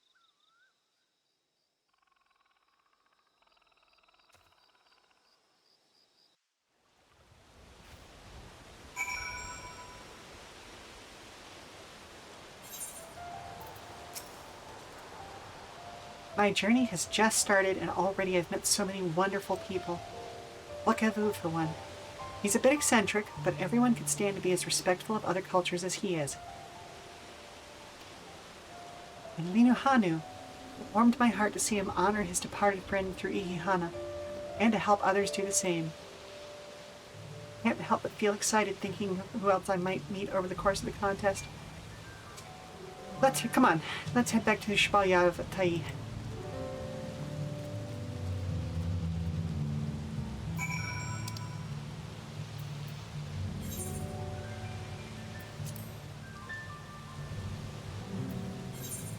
Alright, let's just go ahead and teleport back there. As fun as the walk might be, I fear I may lose what few viewers I have.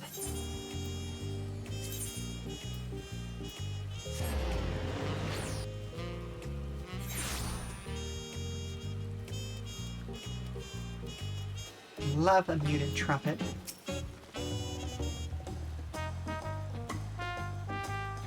And just like that, we found an elector and won our first keystone. I knew I was right to trust your instincts. Come on, let's keep things moving. March towards Utropacha. Chances are good we'll find an elector there as well. Before we do anything, however, see what your opportunistic Pelu friend has to say.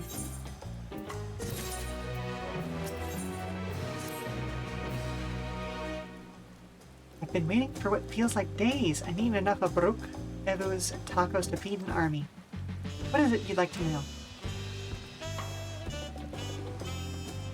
Our main concern was confirming the state of the road ahead. As I recall, to reach Urkokpacha, we depart from the Arch of the Dawn and take the road west at the first fork. Should we be wary of anything along the way? That is indeed the way to Urkokpacha. After the damage wrought by the recent downpour, however, you'll be doing more stumbling than walking. Do take heart. When it comes to rugged terrain, we have a most dependable solution available. Come with me.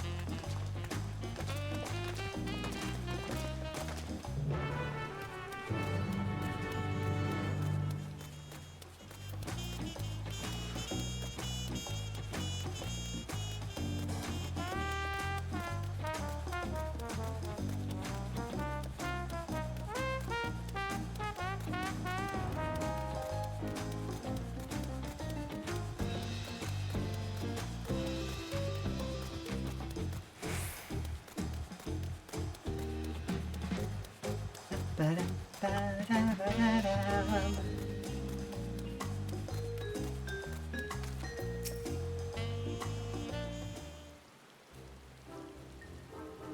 May I introduce you to our most dependable companion, the alpaca.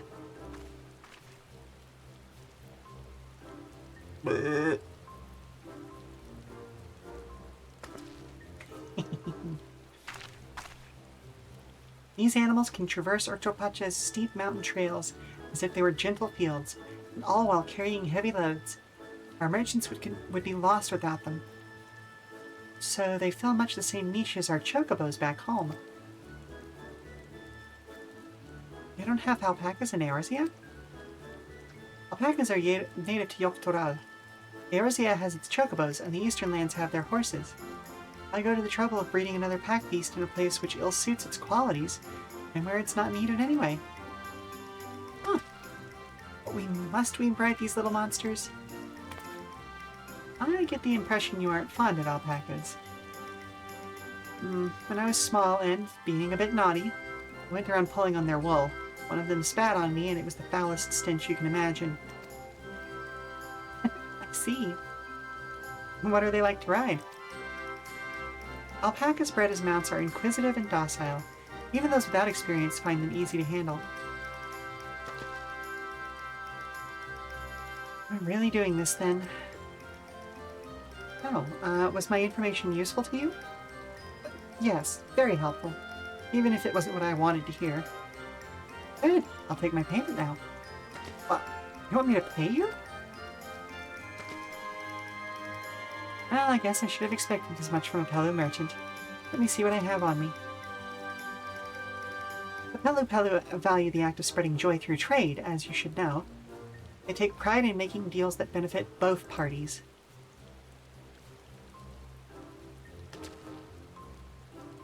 Here you go. A fair price for your fair advice. I made a trade with the third promise herself. My friends will never believe this. I shall be on my way now. Wish you safe travels. Off you go then, and thank you.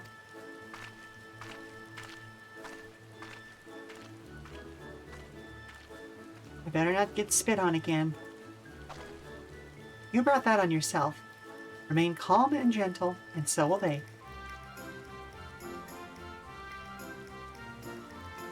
I'm still not happy about this, but if we need to ride alpacas to reach Orchopacha,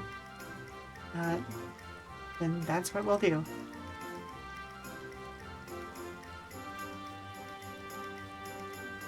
Alrighty.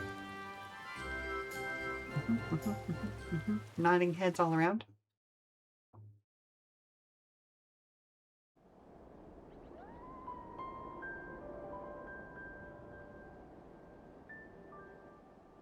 Turali poets of yore sang of a mountain that would stand tall, even should all other lands sink beneath the sea. Indomitable and eternal, it arises from Orchopacha, the 100 peaks of time. Okay. Of all the beasts which crawl and fly, only the legendary Valigarmanda could hope to disturb the summit's serene majesty. Yet, with that flying calamity imprisoned by the Dawn Serpent, what great feat remains for those who would claim the throne?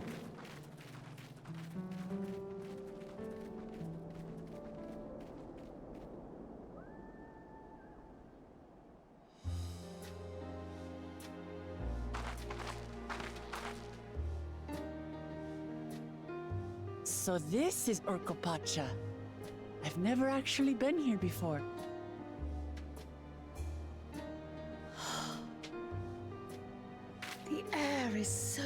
crisp and clear. Mountains everywhere you look. That one massive peak in particular has quite the presence.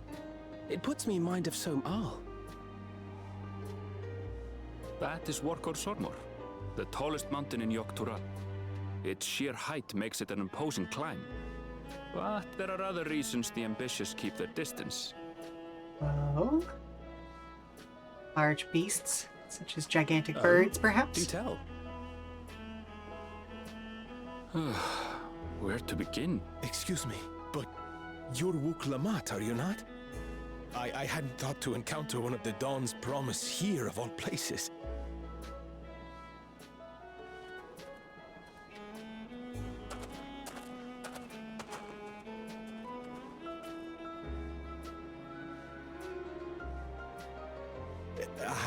But I should introduce myself. I am Bol Nok, a weaver by trade.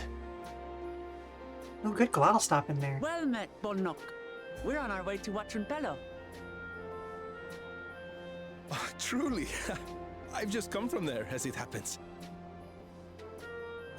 I'd asked the Pelu Pelu who sell me their wool to give me a tour of their alpaca ranch. The head rancher and I shared a bottle of mezcal while he explained the finer points of wool production. They got the good stuff. Is that a local beverage? Oh, Alice, you have no idea. It's an Urgopacha specialty. A spirit made from distilled agave heart juice. Yes, and it must have done wonders for my mood, for I tripled my usual order of alpaca wool. They did offer me a discount, though, so it wasn't a bad deal in the end. No? And you'll have plenty of product to work with. Listen to me boring you with my tedious stories. I will leave you before you are lulled to sleep. Goodbye, and safe travels.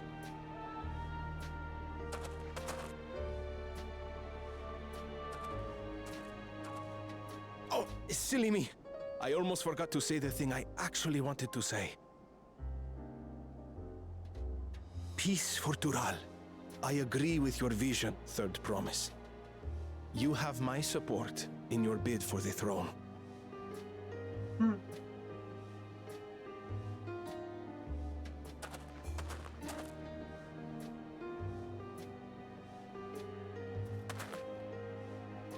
I gather from his tale we would be foolish to underestimate Pelu Pelu merchants. Oh, yes, you would, buddy. Yes. They do more than run the markets in Tuliyola. Pelu Pelu peddlers can be found everywhere in Tural, traveling from place to place on their sturdy alpacas.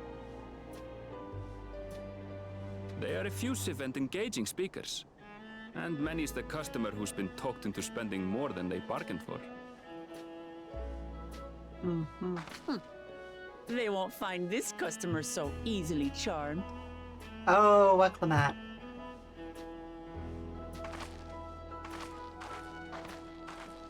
Watrunpelo's down the path. We're gonna run into Estinian Off the main emptying our road. coffers again, Don't aren't get we? lost. It's right there.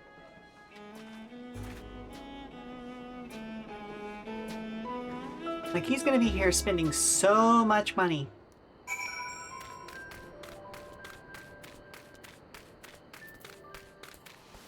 Hello, alpacas.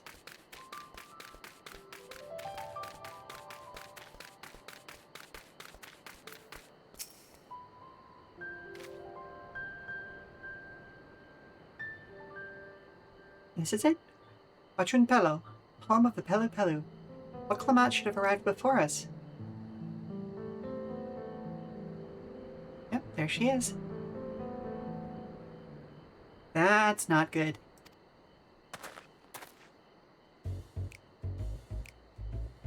You've come all this way for the rite of succession? Oh, so this means I'm exchanging future words with the future Dawn servant.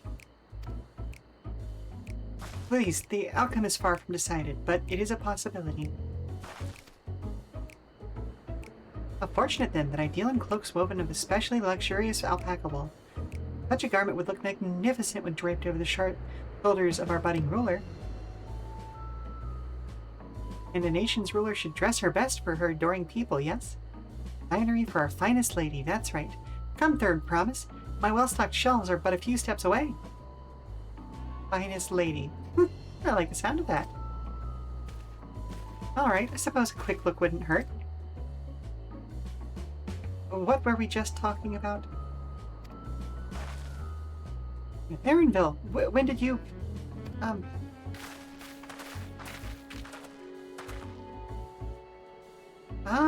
Shitona from far-off Tural? Northern winters and bitterly cold affairs, I'm told. I cannot imagine how you survived them without a lovely warm cloak of quality alpaca wool. No thank you. I'm not in need of new clothes at the moment, and neither is the third promise. Perhaps another time? Of course, of course. My shop door is always open.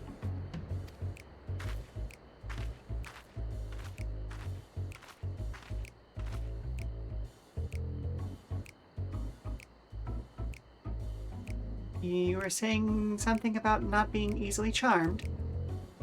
I was just... As I mentioned previously, the Palu people live for bringing happiness through trade. They won't cheat you or sell you defective goods. They will, however, disarm you with their deft turns of phrase, and unwitting customers like Wuk Lamat fall prey to this affable approach time and time again. Your only recourse is a clear and firm refusal. They won't pursue the matter should you make your disinterest plain. Well, that's good to know. A valuable insight into the minds of the Palu. Let us all take Erinville's words of caution to heart. Noted. Again, I get the feeling that Estinian is around here spending the entirety of the Scion's budget.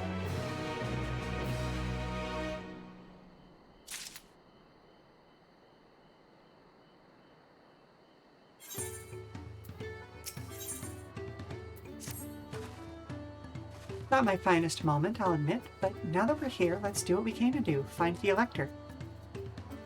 Allow me to propose a strategy then. Kyle, Alice, and I will speak with the merchants. Wuk Lamat, you and Erinville might try approaching travelers and passers-by. Then, try investigate any of the other establishments that catch your eye. Should we learn aught of use, let us relay it to the third promise.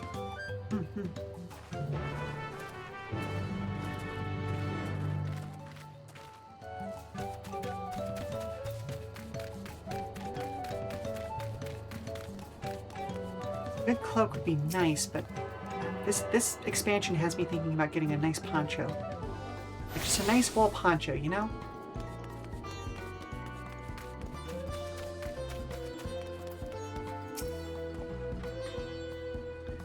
The Dawn Servant's Elector? I thought you were a new face in town. Oh, no, okay, I misread that. I thought you were a new face in town. Here for the right of succession, I take it. Me, I don't care much who sits on the throne so long as they keep Tural peaceful. People tend not to be in the mood to relax and sip our excellent mezcal once arrows and spears start flying. You know what I mean. Speaking of which, would you like a cup? A joy shared is a joy doubled, I say. No, I'm good. I'm on the job right now. Right, yes, you were talking about that Elector business. Being but freshly returned from my trading route, I've heard that there's a contest afoot, but not much else. Our head ledger, Tobli, would probably tell you more about it. We have a name.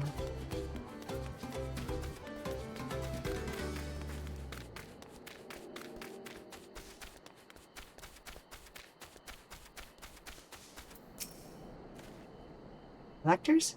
Oh yes, I've heard all about the right of succession. They're looking to put a new ruler on the throne, eh? Personally, I'm rooting for Zuralja. If the first promise wins, he'll look to expand our sphere of influence. That means access to more resources and more customers. In the thousands column, potentially. So many new trading opportunities to spread happiness far and wide. Others have been coming around to my way of thinking, so I've begun crafting goods inspired by the resilient sun. Would you care to purchase something? No, I would not. Very well. You said you wanted to know about the Elector? I could help you, but I won't. I can tell you're no supporter of Zuralja or his policies. I mean, he's a tyrant in the making, so no.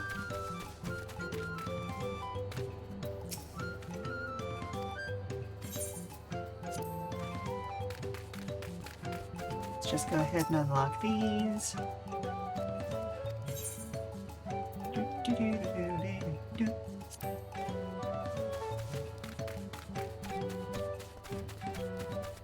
Meh. So alpacas do more of a groan, more of a blah. Hello there, I'm Mablu. Did you have a question for me? Well, we're trying to figure out who the elector of the village is. Sorry, I don't know about any electors. But you should take a moment to see our prized alpacas before you leave, though. Oh, but be sure to admire them from a respectable distance. Get too close and our nervous darlings may be tempted to spit on you, and that stuff stinks. I happened to a visiting buyer not so long ago. Tobley, that's the head rancher, was so mad at me for not giving proper warning. No one makes a mistake without Tobley noticing. He knows everything that happens on this ranch. Okay.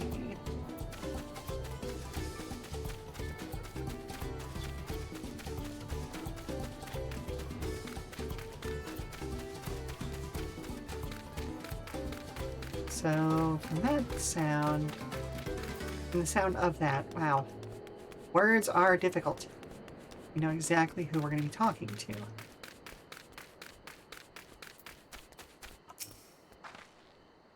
You really have to watch yourself around these silver-tongued peddlers. I almost bought a bottle of mezcal and a stack of blankets. Well, and then there was this enchanting ornament. Anyway, I did manage to learn that Tobley is the man to talk to about the contest. Now, if only they'd share where this head ledger of theirs is to be found. Really? He's also the head rancher? Well, the alpaca ranch is not that far from here. I say we pay it a visit before the others return. Alright, sounds good. Let's go! Oh, actually, hang on, let's... Ah. Nowhere as cute and fluffy as an alpaca, but it'll get the job done. Oh, this mount in particular is always funny with Lalafell because we just look like we're being escorted from the premises. For all of the crimes.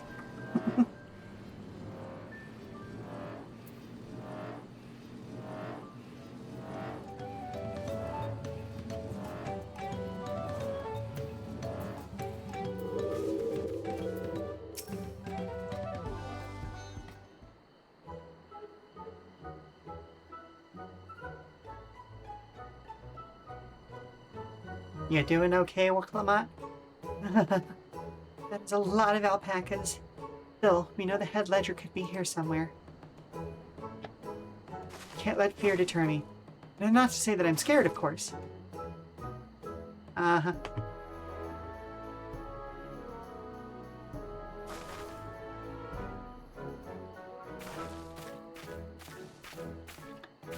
Excuse me, is one of these workers Tobley? Tobley? Oh yes, he likes to mingle with the ranch hands and keep an eye on things. I can't tell you which one he is, though. You can't? Is this part of the contest? All I can say is that Tobley often mentions his favorite pungent subject. Oh, hello? Someone's flirting with Dad again. Okay, are we talking like stage flirting, or is somebody getting inappropriate, or like what? Well, he sent me to get you. Okay, keep an eye on him. I will be there as soon as I possibly can be, alright? He also can't resist a profitable trade, though who among us could, am I right? Still, if you bring him a very good deal, he might let his identity slip. Huh, so it's like a game. Easy enough. Oh. Well, maybe one problem. I don't think my purse is deep enough to pay everyone we think might be Tobley. Let's ask some questions first to narrow down the field. Great. We can meet back here to share our impressions.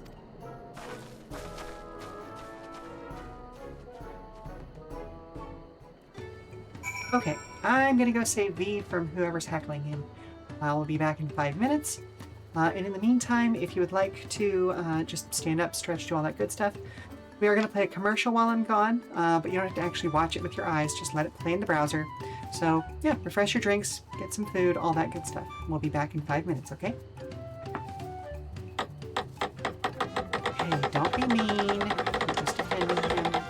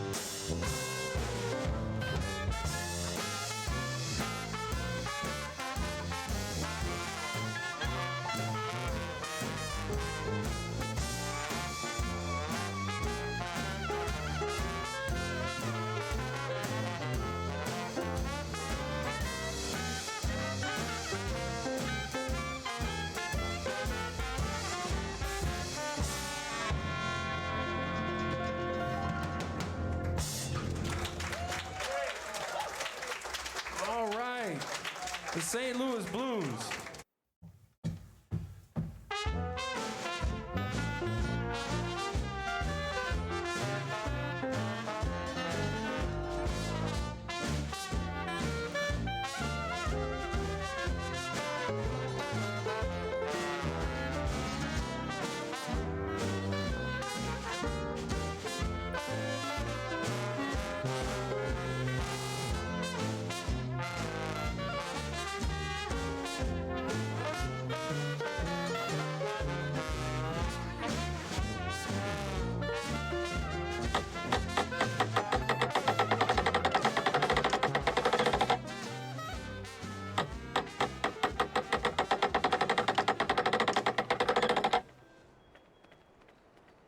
Okay, so let's take a look.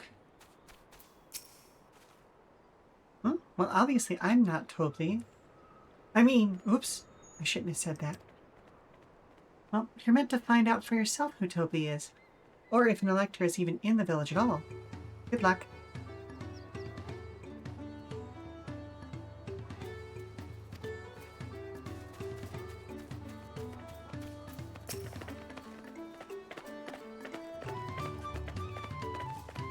Okay, so I have my fan running a bit higher than I normally would right now, because my computer is warming up my office space rather a bit. So I'm hoping that it's not showing up too much in my audio. Ah, a visitor from across the salt, if I'm not mistaken. Be warned, the alpacas will spit if you startle them. I suggest you keep your movements slow and deliberate. Okay, so he's a good option because he was talking about the alpaca spitting. Which one was that? Diligent range hand.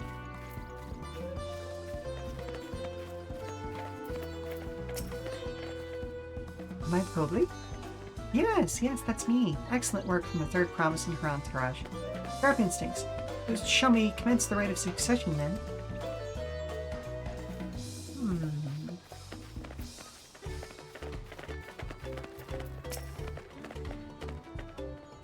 You think I might be Tobly? Well, maybe I am. All I will say is that in this village, none have reared more alpacas than I. The boastful ranch hand is also possible, but I do think it's the diligent ranch hand most of all.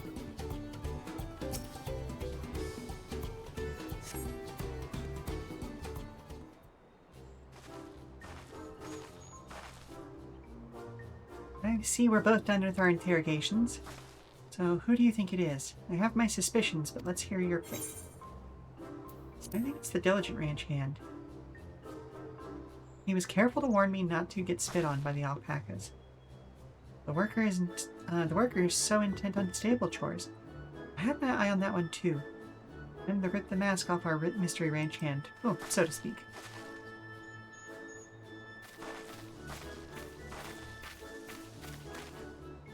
We know it's you, Tobly, and to prove it, I propose a deal.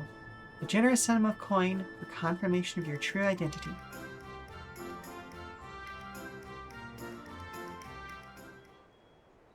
An offer I gladly accept. Since you have correctly guessed, I am indeed Tobly, head ledger of Wachunpelo and head rancher of the family ranch. I am also one of Gulul Jaja's chosen electors. Ah, and a place featured in the Tuliolala saga, just as we thought. I was right to trust in your instincts, and I wager this won't be the last time.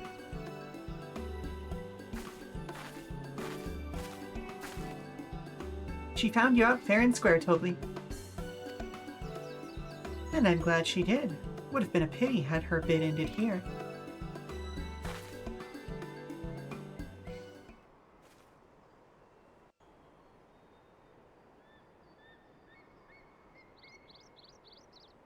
Deducing the Dunservant's elector was the first step of the feat. Too simple a task for this aspiring ruler, eh? Perhaps. Right. Not hard at all.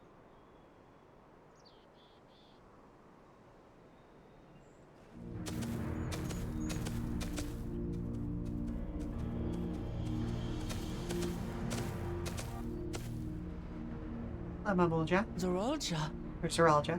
Right, Mamulja is the name for the whole people. I am told the head ledger, Tobli, is to be found here. You have to guess which one of us is Tobli. That's part of the test.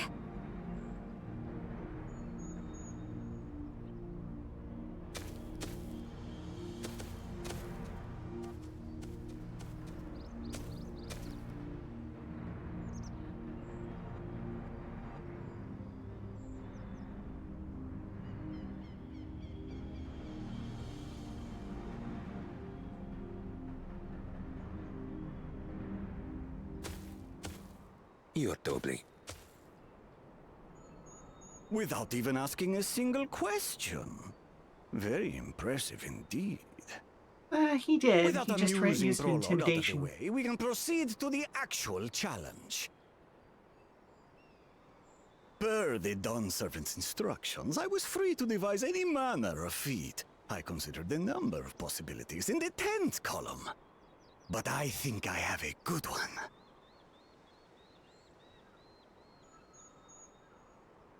I appreciate that these folks know how to do a good spreadsheet. You must go forth and capture for me an alpaca. Interesting.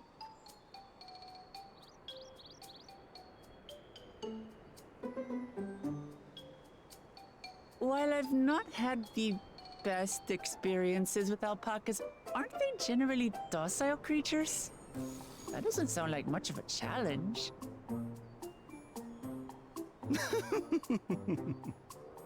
Bring out the example!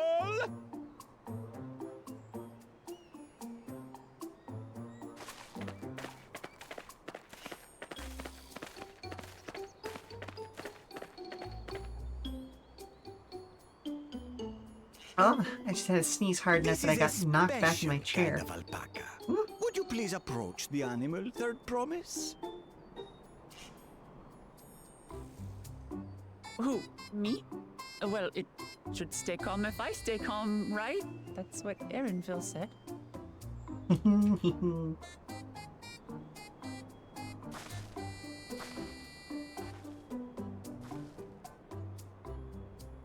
Hello.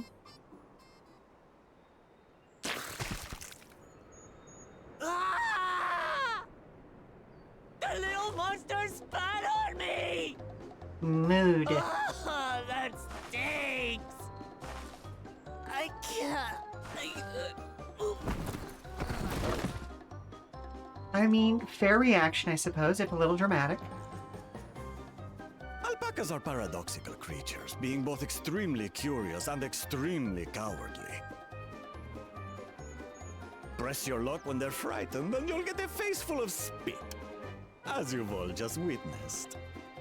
Yeah, that's It has fair. an awful stench, their expectoration. The globs contain half-digested food, you see, making it an effective deterrent against perceived threats. Wild valley braid like this one are especially timid and can therefore be quick to lash out. They're also especially hardy. Indeed. We take the rugged wild alpacas and breed them with our gentle domesticated stock. This produces the strong but biddable pack animals prized by our traveling merchants. That does make sense.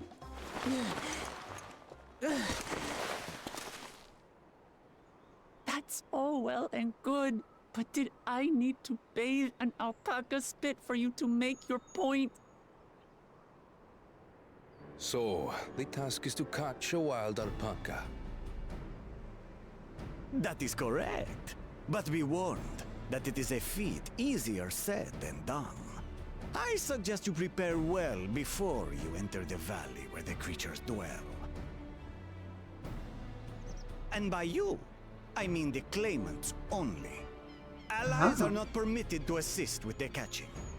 Interesting. The alpacas will help me judge which of you is worthy of receiving a keystone. Fair, fair. So I'm to chase down a fluffy, spitting demon, and that somehow proves I'm fit to rule? As I said, the Dawn Servant granted me the freedom to decide my challenge. And when you reach the end of the ride, I dare say you will understand why I chose what I chose.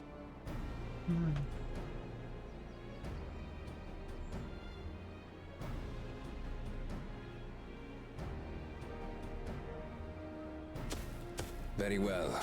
This won't take long. Wait! Didn't I warn you this was easier said than done? There are preparations to be made, factors to consider. A beast is a beast. All yield to strength.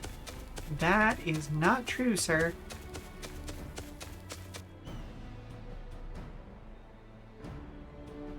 And is also a great example of why he shouldn't has done be absolutely nothing the to ruler. improve my opinion of alpacas.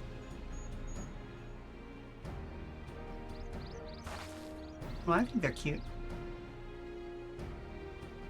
But that doesn't mean I can't do this.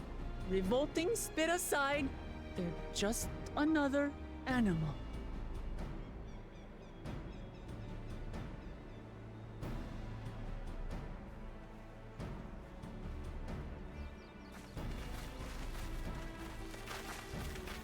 Are you all right, Wuk Lamat? We thought we heard you scream. The third promise does not scream. It was more of a startled yelp. Uh-huh. Scream, in other words. Yeah.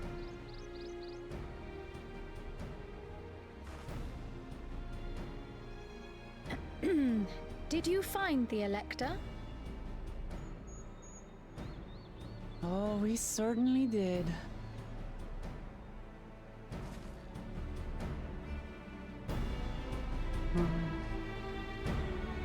Okay, so I do have to wonder what that means we're going to be up to if we're not allowed to help her.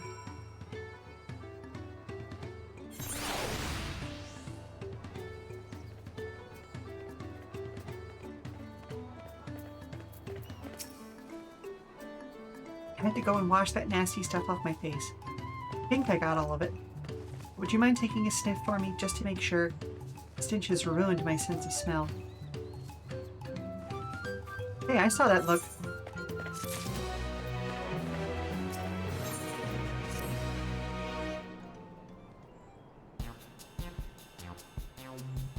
As Wuk Lamat helped demonstrate, the valley alpacas are wary of people. Getting close enough to catch one will not be an easy task. You might have warned me about that earlier. I have enough trouble with tame alpacas. How do you expect me to wrangle a wild one? With the proper saddle. We infuse the leather with a relaxing scent that soothes the spitting beast. Wonderful. Give me one of those then. Have you perhaps forgotten your clan of merchants? If you want the taming saddle, then you'll need to find a saddler and make them an offer. They don't come cheap, of course. Crafting a saddle will cost you the equivalent of 10 pel. In the thousands column. Oh, girl, I got you. You mean 10,000 pel? I don't have that kind of coin. Converting to gil, that comes to around 1 million or so. 1 million gil? Yeah, we all pitch in. My house costs less than that. No, this is my feat to accomplish. I don't feel right about having others pay the cost.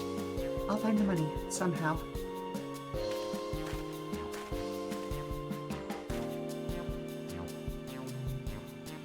In that case...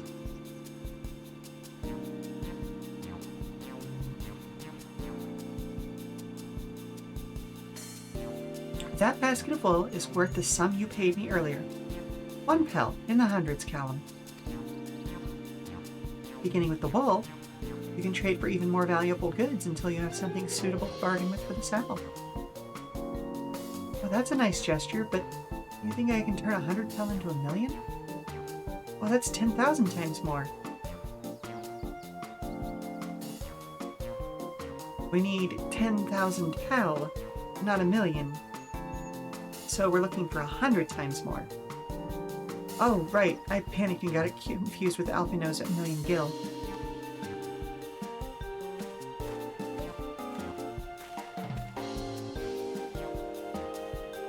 I'm not so sure about this trading idea. You were almost talking to buying a cloak you didn't need mere moments after you arrived. But I just... I hate it when you're right. Then let me help you with your deal making. Oh, hello again. Mablu. I work here as a ranch hand, but I've also learned a lot about the peddler profession. I love her outfit. Alright if I aid them now, yes. I guided the claimants toward the first step of the feat like you asked. As long as Wuk Lamat goes alone to capture her alpaca, she is free to accept assistance from whoever she likes. Hooray! Let's see about getting you that saddle then, third promise. I don't know why you made your offer, but I could use an ally with a beak for bargains. Welcome aboard, Mablu. Should the rest of us stay behind, perhaps? It may be easier to haggle over prices without so many voices chiming in. Yes, stay here and pitch in with the ranch work. With Mablu gone, I'll need extra hands to tend to the alpacas. Gladly! Although, Lynn, I think you should go with Wuk Lamat. You've seen markets and bazaars the world over. But surely you have sage advice to share. In that case, you should also hold on to the alpaca wool. If it's misplaced or soiled in some way, you'll have nothing to bargain with. As if I'd do such a thing. But I'll leave the wool with Lynn anyway. The better to keep my hands free.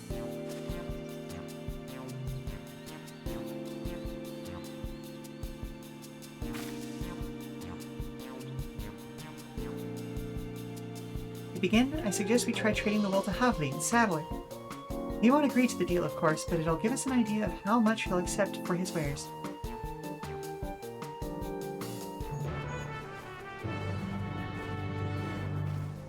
So we've got to do a bit of a reverse fetch quest. Start at the end, figure out what they need, work our way backwards until we've got a whole chain.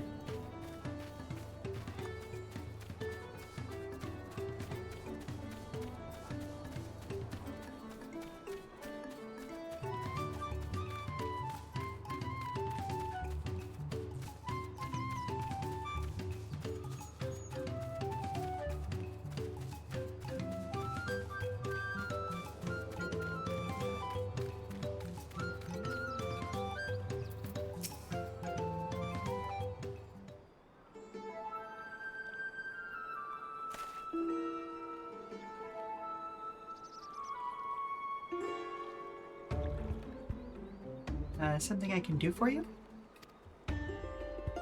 We've come to bargain. I need one of your special taming saddles to catch a wild alpaca. Saddle, is it? And how will you be paying for it? This basket of fine alpaca wool.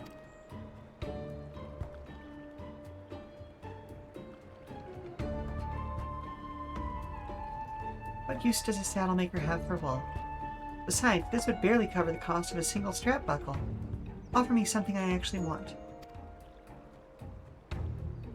And what would that be, sir?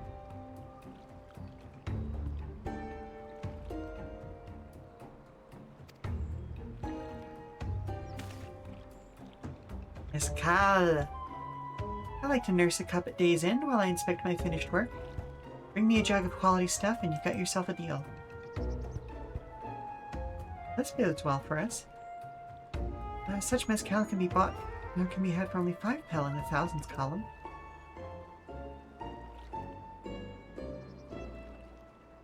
Well, don't say that out loud in front of him. Hold on. Hold on. Did you say third promise? Then my offer has changed. The saddle is going to cost you a jug of premium mescal, aged 3 years at least. 3 years? That stuff is valued at 10,000 pel or more. Have you doubled the price? Because I must support the man of ambition who'll see my business prosper. Zeralja will go to war, and his cavalry needs saddles. Lots of saddles. It's nothing personal, Third Promise, but I won't sell you my craft for anything less than my asking price.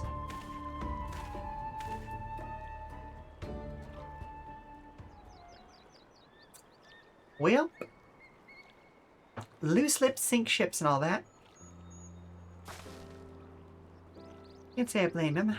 I'm known for championing peace, and peace is unlikely to bring him more customers.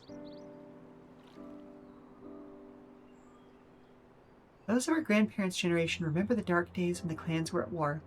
Many of these Palu pray for your victory, Wuk Lamat. The younger ones, though, to them, strife and bloodshed are as children's stories. They think themselves safe from these horrors and take the peace we now enjoy for granted. Still others are unsatisfied with this quiet prosperity and crave the future the Second Promise envisions. They've become obsessed with innovations like the dirigibles that have made trade swift and easy. Then you have those like Havli, convinced that the First Promise's plan for conquest will afford them opportunities for great profit. What about you, Mablu? Aren't you of the younger generation? At least a year or two younger than me, I'd say. Oh, I was raised on the old tales. I've memorized the accounts of what it was like when Yokhui ruled our village. That's why I offered my help. I want you to become the Dawn Servant, to keep our nation from going back to the way it was. Well, I guess I'd better make sure I win the contest. But the type of mezcal that the saddlemaker wants is so very expensive. Weren't we expecting to need 10,000 pel from the outset? Nothing's changed. We just need to get on with it. I may not have a head for trade, or the stomach for alpacas. I won't give up with the piece of Tural on the line. And neither will I. We will make you Dawn Servant. Aiming for that 10,000 pel jug right away will only bring us failure and frustration. So let's first try exchanging the wool for anything with even a touch more value. The trick is to find someone who needs an alpaca wool and is willing to trade at a loss to acquire it. Someone who supports your bid for the throne, for instance.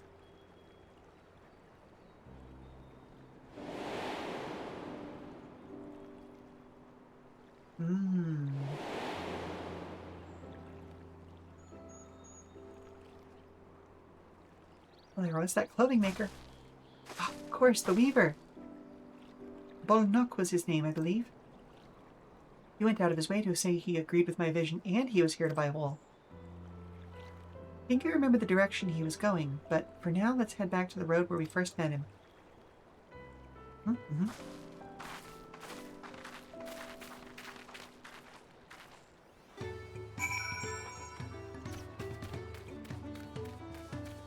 Alrighty. So we are making plenty of progress here.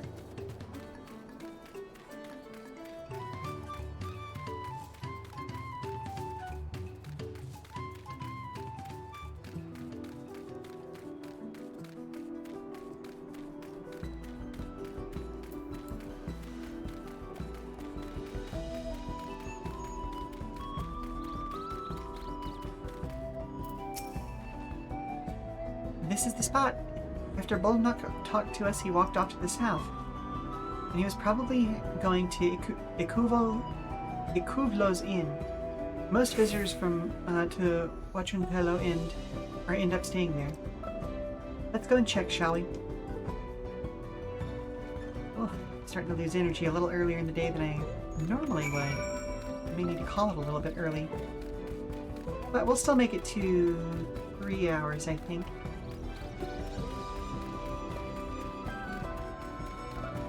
At least that's my plan.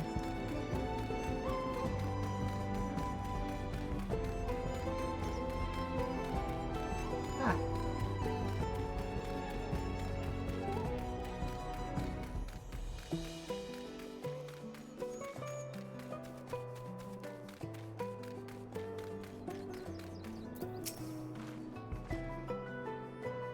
Can I have that basket, Lynn? Of course. Thanks. Now let's see if we can turn a profit.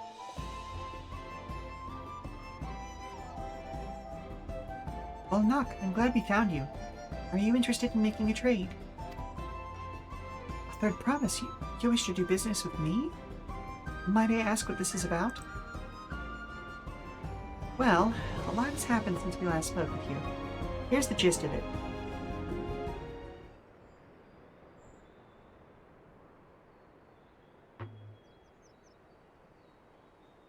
I see. So the goal is to turn the basket of wool into a jug of 3-year-old premium mezcal. Then allow me to invest in your efforts.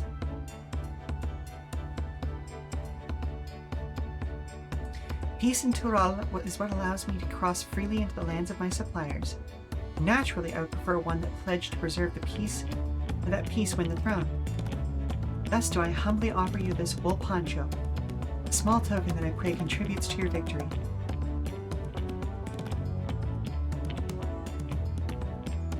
Oh, that's fine craftsmanship. A garment like that would easily fetch 5 pel, in the hundreds pel. That's very generous, Balnock. Thank you.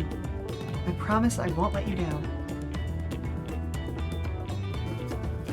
I have every faith in you, third promise. May fortune bless your future dealings.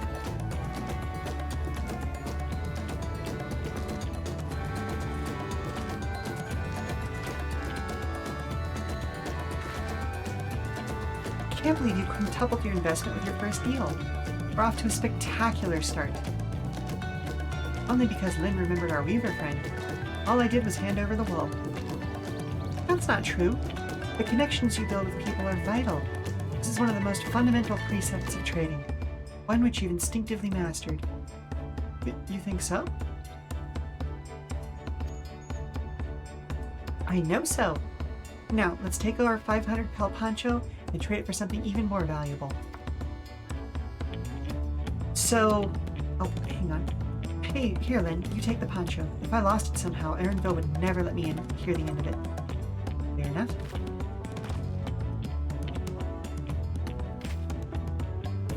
All set? Our next deal is waiting to be found.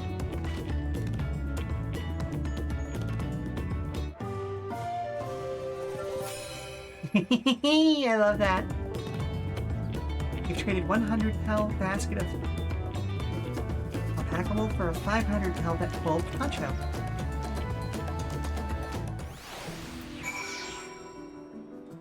Hello, Moral Compass Gaming. How are you doing today? How's the trade game going? We are doing well so far. It's funny, earlier on in the stream I was like, you know, I really should get a new wool poncho. Just because I need one, IRL. And the fact that we just ended up getting one in game is very funny to me. Oh, hang on real quick before I let this go on its way. But there's a clear theme going on here between what was going on with the Hanu Hanu and now what's going on with the Pelu Pelu. And that's that, like, yes, technically, yeah, something fashion inspiration. Hey, fair enough. It's mostly just because, like, I like the, like, I've had ponchos before, and just a wearable blanket is just such a good idea, you know? But in any case, there's a clear thing going on here where essentially, like, yes, these tasks are accomplishable through other means, but it's very clear that the electors are trying to see who amongst the promises and the people who are trying for the throne are actually paying attention to the other cultures in the area. Because, yes, Kona's solution with the alchemical solution, for lack of another word, did help fix one field of reeds, but it didn't do anything for the overall landscape. Whereas Wuk Lamat's willingness to take part in the festival and learn more about the festival's origins helped to refresh the whole landscape, in addition to the most of the reeds. And now here, Zerulja didn't even finish hearing out the main guy about, like, the proper process of how this is supposed to go. He was just like, oh, you need me to capture an alpaca? Bet, and ran off into the valley. Whereas we're actually taking part in the Pelu Pelu's cultural traditions of trade and all that sort of fun stuff. So, yeah, no, like I said. Beans. Oh well, I hadn't read that one yet. But whatever it was, it clearly made sense. How do we know if someone needs a poncho?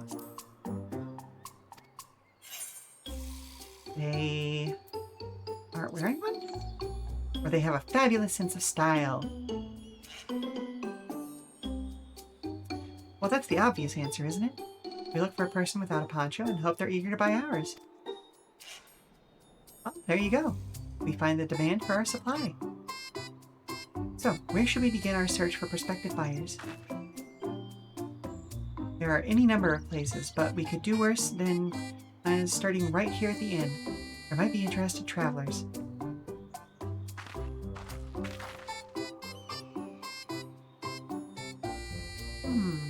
Who here needs a poncho? A lot of Mamul Jah hardly wear anything to begin with. Those are probably Landsguard or sellswords. Mamul Jah who soldier for a living prefer not to wear much above the waist. It hampers their movements. So even if they have bared shoulders, Mamul Jah carrying arms can be struck off the list. Yeah. So that guy's out. That guy is also out because he's got a sword. That one's not looking too bad. That one's already got a poncho.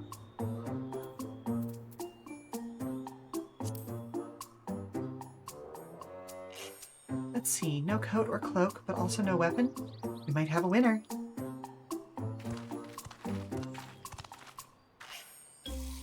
Oh there, friend. You're not a mercenary by trade, right? I was curious about your bold choice of dress, or lack thereof. Oh, it was no choice of mine, believe me. I was attacked by beasts on the way here and barely escaped with my scales intact. My coat was not so lucky. I'm actually a toolmaker from Tulihiolal. I was dressed quite smartly, all the better to show the Pelu I am a man who takes pride in his appearance, and therefore his work as well. But now look at me. Well, sir, this is your lucky day then.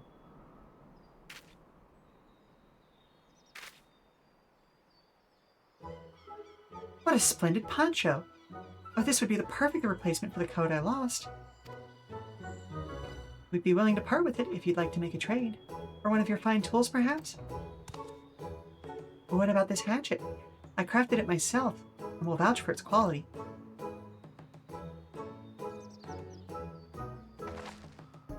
The blade looks sharp, the haft well made. I'd value it at 1 pel in the thousands column. We've doubled our investment again. Very well then. From high 500 to 1,000, we have a deal. Wonderful! Fine garments such as this should put me on even footing with any Pelu merchant. Like the eponymous over of Miplu's mate garden, for one. Oh, her field hands use hatchets to harvest the mate. Mate! And I thought to impress her with the tool I sold you. No matter. I have other wares to sell. I'm glad I am to have met you. I straight up thought he was going to a dating service. Did you hear that? We've already found our next buyer. To Miplu's mate garden, though. We go. But no, mate is kind of, I'm going to describe it as like a tea, but I know I'm wrong. It's a fair distance to there, so let's get going. And these ones will be the calm type, right?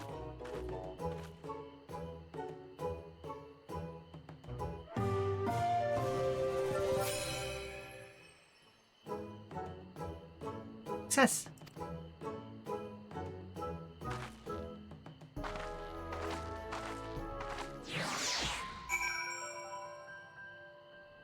Just thinking, he plays mate garden.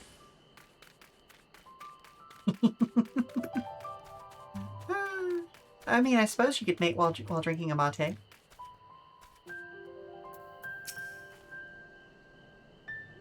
Well done recognizing that toolmaker as a potential customer. If you have a mind to change professions, you'd make an excellent merchant. Oh, I'm also a merchant, actually, already.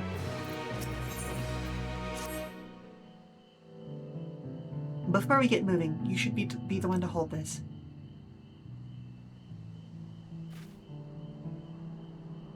With that, I suppose we should hop on the alpacas Mablu has so kindly provided. Ready to go? Let's mount up. Whoa. And it's off to the mate fields we go. I wonder why there's no accent on the E in mate here. Please don't spit, please don't spit, please don't spit. You'll be fine. These ones are accustomed to people. I still don't trust them.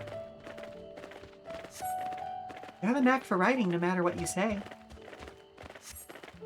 Without our alpaca friends, we Pelu could never have become traveling merchants. Are you imagining walking all the way across Tural?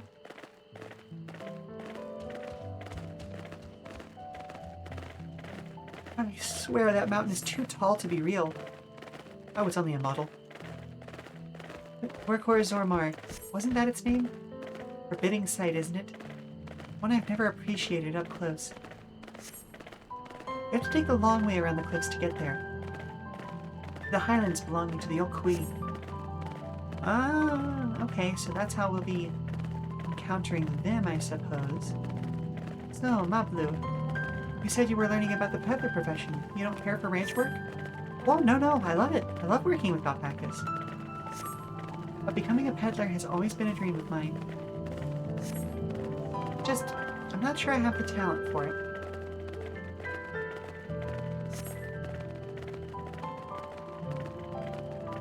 If I can help you buy the tanning saddle, though, that'd be proof that I do. In that case, you better get ready to be a merchant. Look, we're almost there.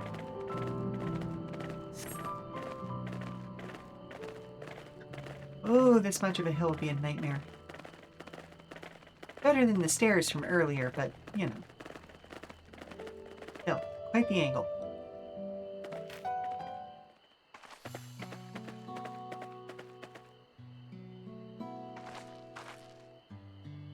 Ah, we made it, and without a single smelly incident. I sent the alpacas back to Ikuvlo's inn. So we'll walk along the main road when we return to the village. Speaking of roads to travel, you were adopted by the Dawn Servant, weren't you, Third Promise? That I was. Then perhaps you understand. I was an orphan too, you see. Mobley took me in. He took in all the ranch hands, actually. All of them? Yes, and everyone works hard at their chores, grateful for the opportunity to repay the head ledger's generosity. Yet here I am, the only one wanting to go off and be a merchant.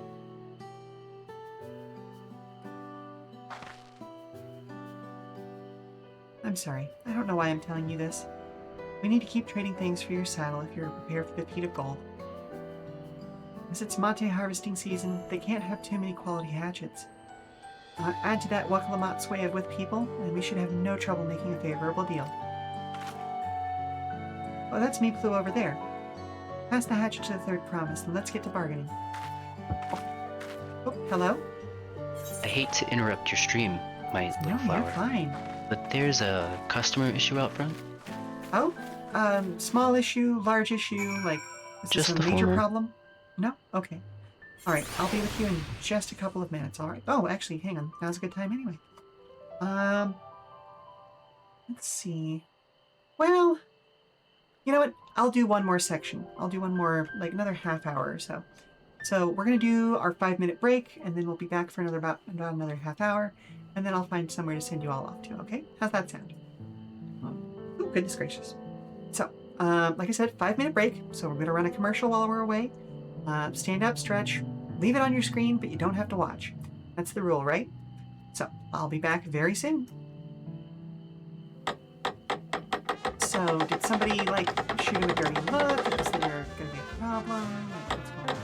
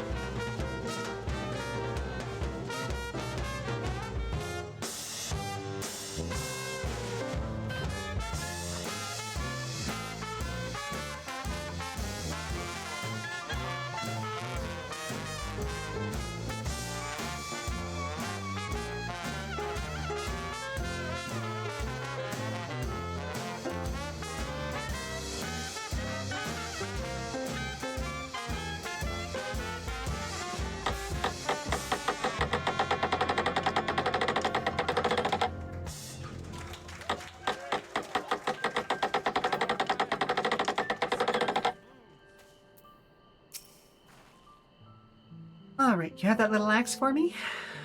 Thank you for your patience, by the way, folks.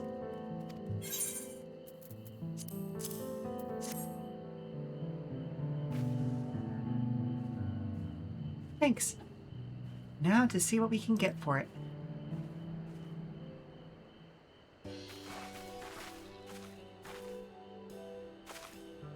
Peeplu, the owner of these fields? I have a mind to trade if you're interested. Well, the third promise. I might be convinced to entertain a proposal. What do you have on offer? This hatchet, forged by a seasoned artisan. The razor edge of this exceptional tool will make light work of your crops. Oh! Hello, Valdaris. How are you? The quality is acceptable, I suppose. I offer you a large sack of mate leaves in exchange.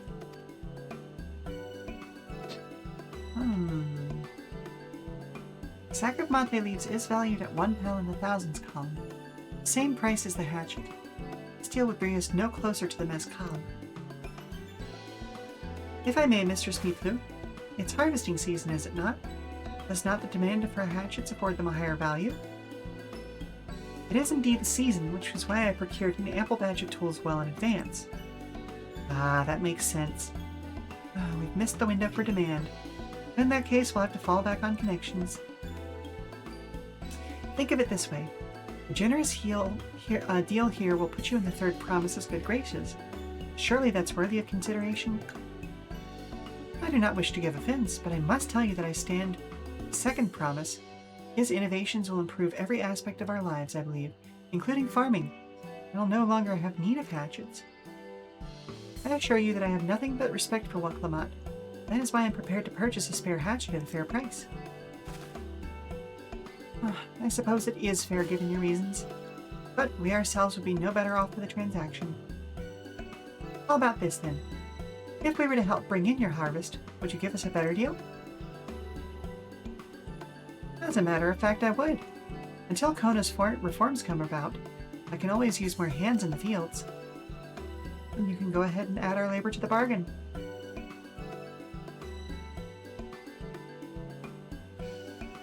Added value to tip the scales. How could I have forgotten one of the most basic rules of trading? You can rest here if you like, Mablu. Len and I will have mate together.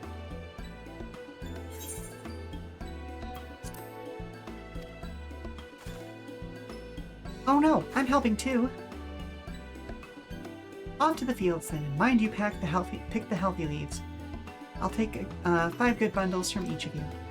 Alright, sounds good to me. How are you doing today, Voldaris? I hope it's well.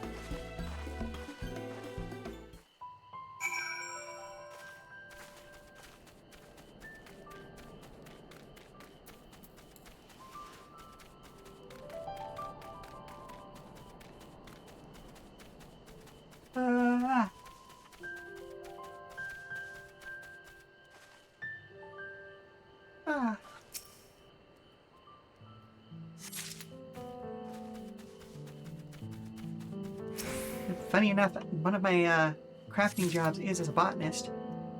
So this is pretty much normal stuff for me.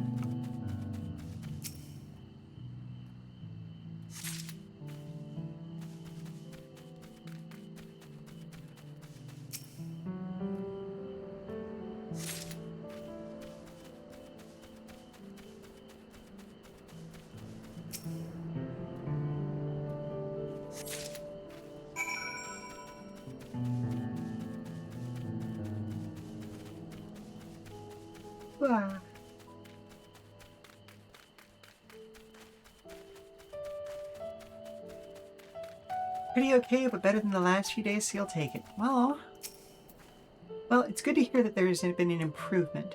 But what happened over the last few days? Were you just feeling under the weather, or was something up? You've brought me some leaves, then. Nice, bright green mate leaves. Was that cat person the same race as the Dragoon cat from Final Fantasy X? I don't remember. An acceptable harvest. We'll see how your companions fare before I make any decisions, though. Hang on, I need to look up the character you're talking about to know for certain.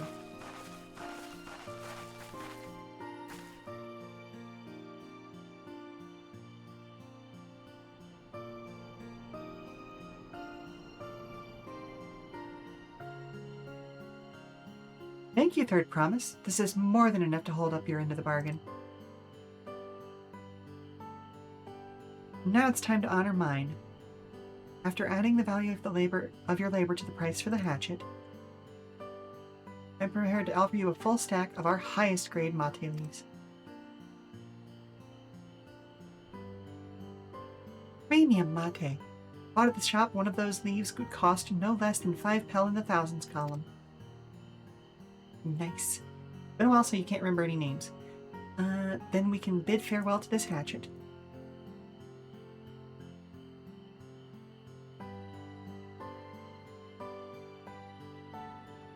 I'll give it a good home. Talk of the contest aside, I'm glad we could come to a mutually agreeable trade. As am I. All the best with the rest of your harvest.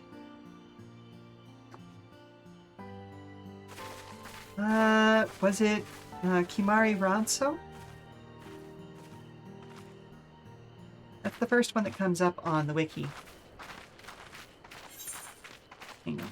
We're gonna figure this out real quick, so I'm gonna pause the thing. Playable character in Final Fantasy X and non-playable character in 10-2. He's of the Ranso tribe and is one of Yuna's guardians. Similar concept. And I think they're even called the Ranso here, now that I think about it. But they are not technically this. I mean, I guess they are kind of technically the same thing, but they're not called that in 14. Although they might be called that here in Tural.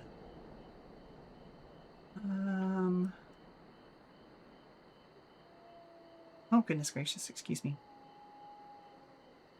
FF14 at people. She's not Mikote. Hrothgar.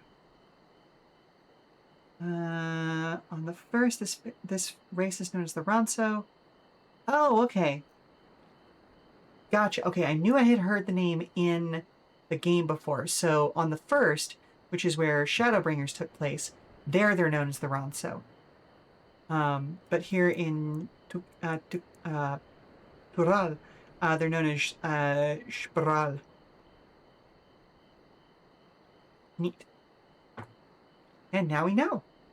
So, Mablu, what's wrong?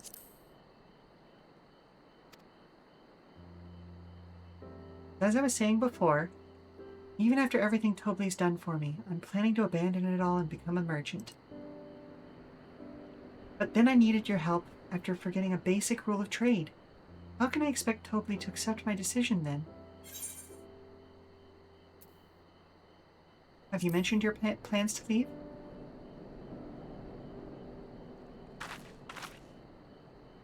Not exactly. I wanted to prove I could succeed as a peddler before I declared my intentions.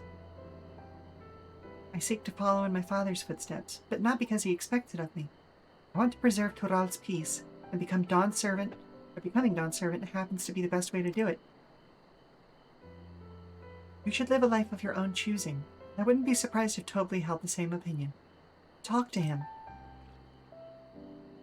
Yeah, she's a good girl. You're right. It's better to find out for sure than worry over what he might say. Thank you for the advice.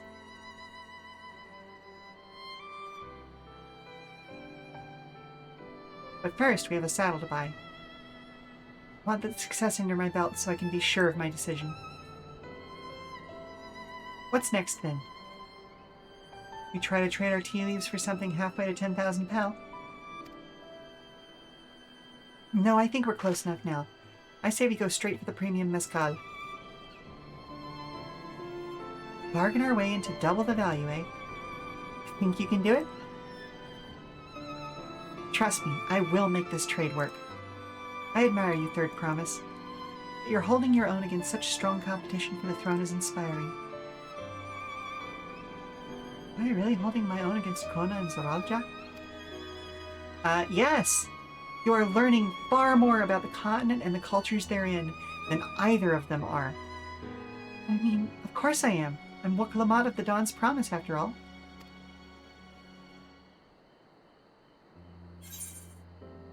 Mm. No, it's just been you've just been demoralized from stuff going on. Just some stuff you gotta deal with sometimes. Also, yeah, that sounds right. They just looked very familiar. Well, I mean, like, it's one of those things that Final Fantasy always does, where they recycle similar concepts under different names. So, yeah, it is what it is, right? But yeah, no, the last week in particular has been heavy, to say the least. Yeah. Yeah. But even if you can't be here with us all the time, always remember that we're probably fighting the same fights. And, always be welcome and hope, you know?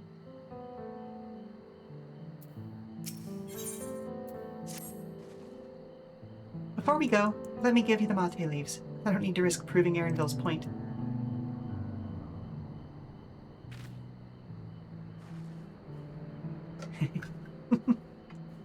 Heavy's a good word for it. Yeah. Like, I don't shy away from talking politics on stream, but I'm gonna give it a rest for right now just because, like, we're in the same boat, and I don't need to bring the mood down, you know? Alright. Ready, then? Our next stop is the Mescal Distillery. Alrighty.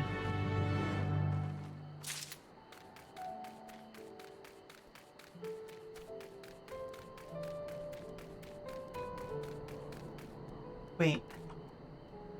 Nodocactuar. So what is it then? I would be doing finger guns if I had an animation for that. Oh well.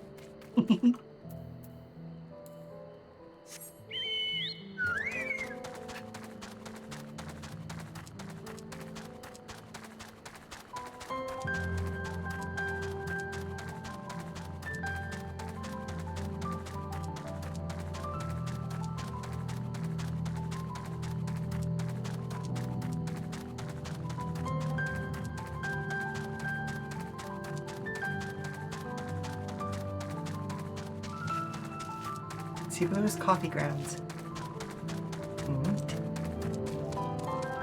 Always love a punny name.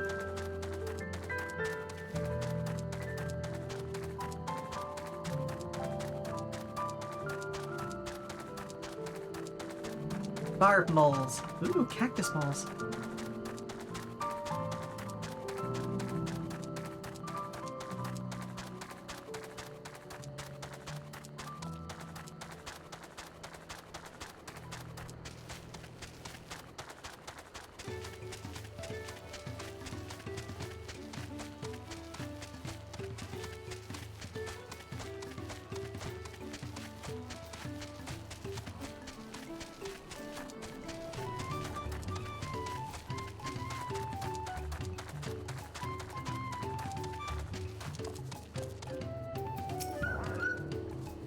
You're gonna assume botanist leads into alchemy potion kind of stuff?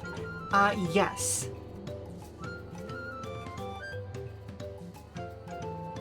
But I also, like, so I did botany because it was, like, I needed some botanist supplies for something else in a different job. I can't remember what it was. But it was kind of a very much one thing led to another sort of situation. We'll want to speak with a man by the name of Gobli. Even among his fellow distillers, he's regarded as a master of the craft. He knows the value of his product, so if we're to convince him to trade for twice what the leaves are worth, we're going to need targeted information. That means asking around and taking in the gossip. If you could talk to people in the here in the distillery, Lynn, perhaps Wuk Lamat could do the same at the village entrance. Meanwhile, I'll head to the north side and see what I can learn. I wonder if you could make alcohol out of mate leaves. I mean, I know you can make alcohol, like, hard tea and things like that with other tea leaves, so maybe. There's not much I can say about Gobli. I can tell you that what Gobli's been saying. The other day he was muttering about monsters prowling around agave jaws. That's the field where they gather ingredients for the mezcal. Their presence has made it harder to procure said ingredients, and thus driven up the price of this product.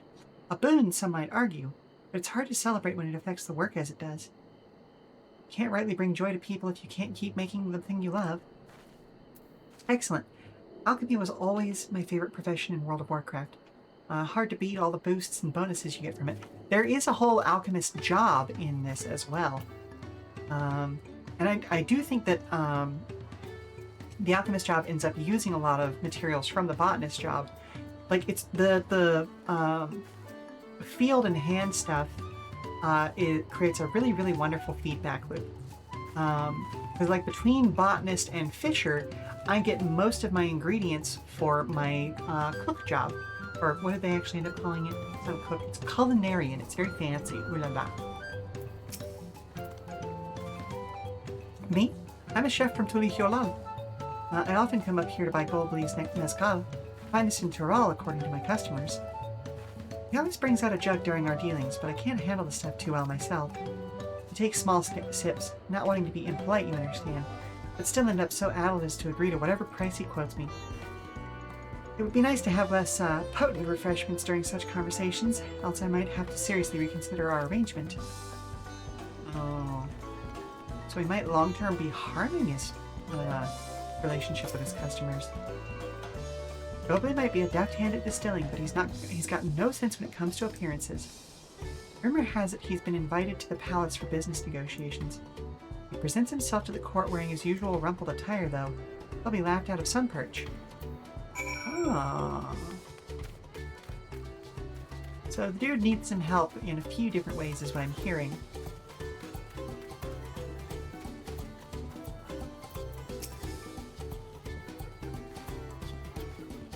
So what did you find out? Well, a wide variety of things. We can make use of all of those tidbits. The deal is as good as sealed. As for me, I found out where Goblee is working. There's a millstone at the top of the slope behind the distillery. You go on ahead, and I'll bring Wuk Lamat. And yet they're still going to arrive before I do. Somehow. Oh, big chunky. This feels almost rude to be walking around with. Oh, goodness gracious. This did not make it any better.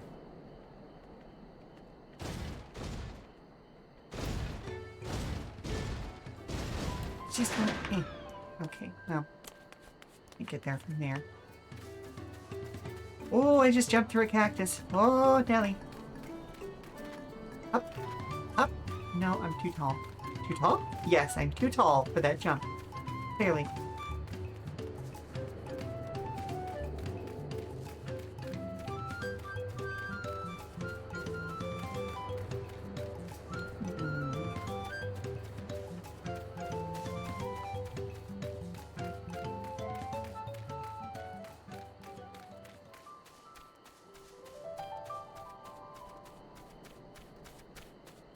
How in the world do I get up there? Up. Up. Up. Up, I said. Up. There we go.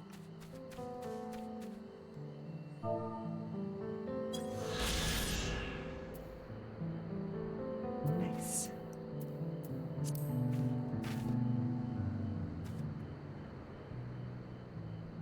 A lovely little village.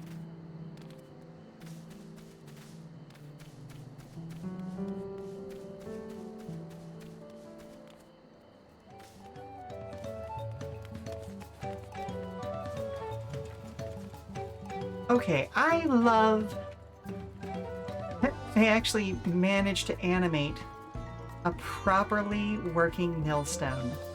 That's great. You have business with me, madam?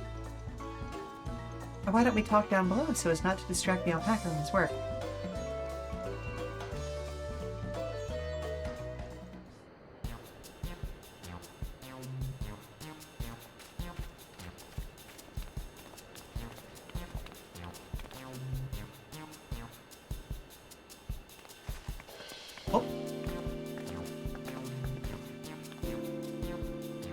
Now what's this about? Keep it brief, if you would. I'm a busy man. We're in the market for a 3-year-old jug of premium mezcal. Assuming you have any on hand, that is. Ah, an excellent choice. I must warn you, though, it doesn't come cheap. We don't have Pel, but we can offer a sack of mate leaves in exchange. It's top-grade stuff, like the mezcal. No deal. Mate leaves are well and good, but I don't have any use for them.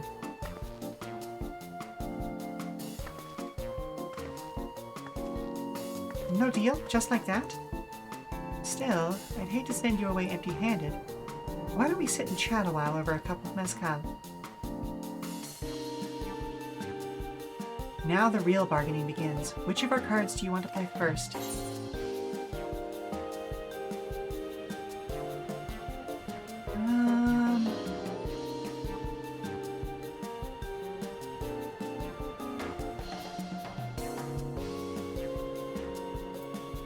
We'll go with the monsters in the agave fields first. Let's hold on to that one. We need to consider our timing. I was considering our timing. Will Bigo Chef's taste or distaste for strong drink? I suppose so. I appreciate your hospitality, but I'm afraid I can't hold my drink. I've heard one of your regular customers, a Hobigo chef, is the same. Seeing as not everyone can enjoy mezcal, I wonder if you might benefit from having other refreshments to offer. Something like mate tea, for instance. And brewed from the finest leaves, of course. Ah, you're right. Absolutely right. I hadn't noticed a growing reluctance on the part of my Hobigo friend. But didn't realize I was myself to blame. Must endeavor to be a better host. Still, even with that added value in mind, no sack of leaves is worth the mezcal you're after. Okay, I see how this is then. Should we offer to call the monsters causing them trouble? Not yet, no. We'll keep that card up our sleeve until we need it.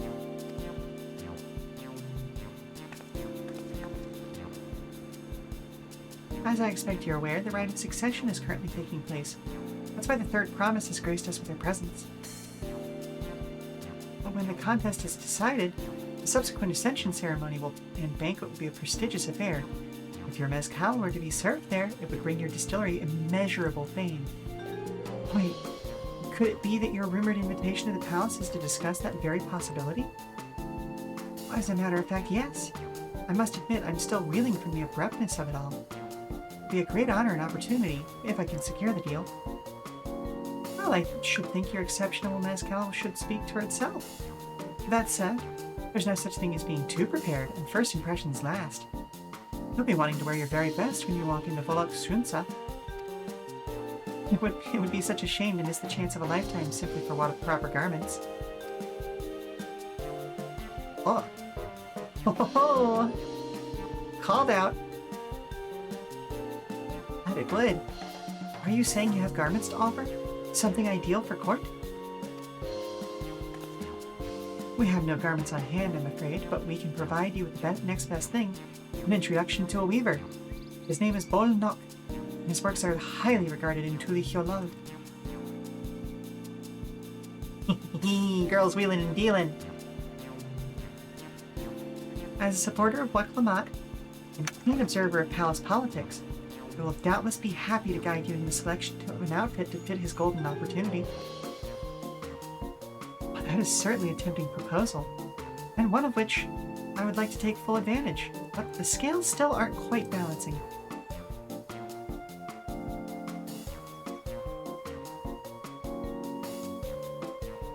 Say, weren't there monsters running amok in Agave Jaws? That's a problem we could easily solve for you. Truly? I would be most grateful for your immediate assistance. I was resigned to hiring sellswords to clear them out. Factoring in that saved expense and an introduction to a trusted weaver, this is shaping up to be a sound bargain. Alright, you have a deal. I knew you'd come around. Give us a moment and Lynn and I will take care of those prowling nuisances. In the meantime, I'll use the time to pen an introductory letter to Bolnock. The fields you're looking for are just north of Wachunpelo. Be safe.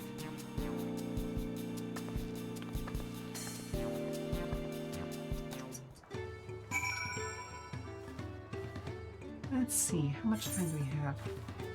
Yeah, that should be enough time to finish up this task.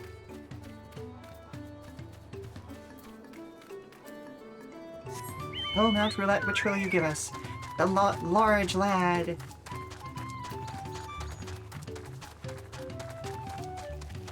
The boy. You'll avoid the spiky plants. That would be rude to the boy.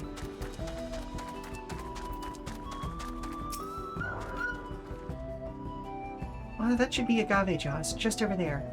This'll go faster if we split up. Come and find me once you finish clearing out your share of the paths. Sounds good.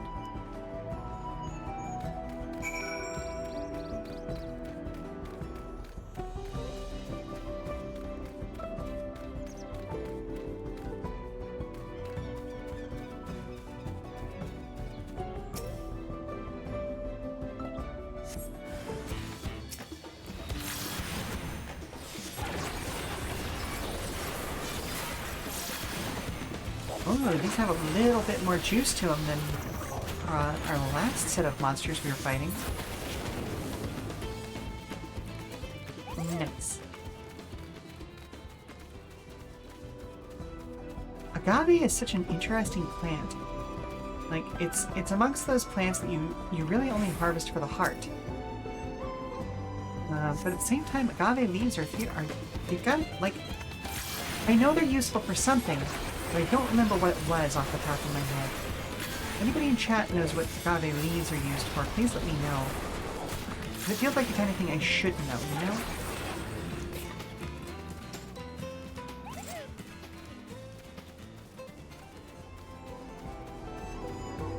Or am I misremembering and it's primarily the leaves that are used, but that the hearts are also useful?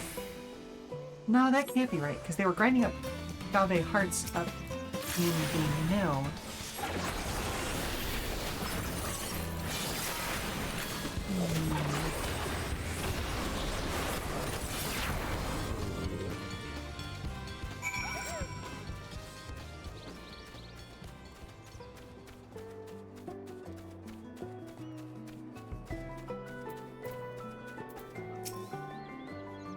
Compared to the creatures I hunted with Papa, this was no challenge at all. Come on, let's head back to the distillery. All that's left is to give Mablu the sack of leaves so she can seal the deal. Mount Roulette, what shall it be? Ah, the delivery chocobo! Which I want to point out, as always, carries letters of love. I love love. Amazing seeing people be happy together.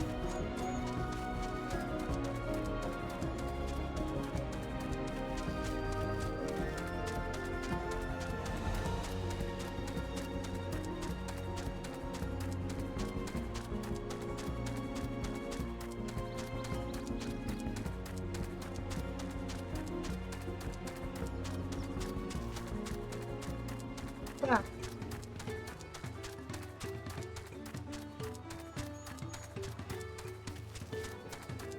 Oh, my little office is so warm. That's also making me feel like I need a nap. Those monsters were no trouble for you, it seems. Now, if I could just have the sack of leaves... Yep, there you go. Thank you for looking after our precious trading goods.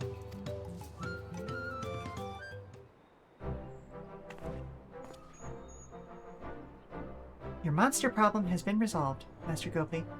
Here are the mate leaves and a written introduction to Bolnock, as agreed.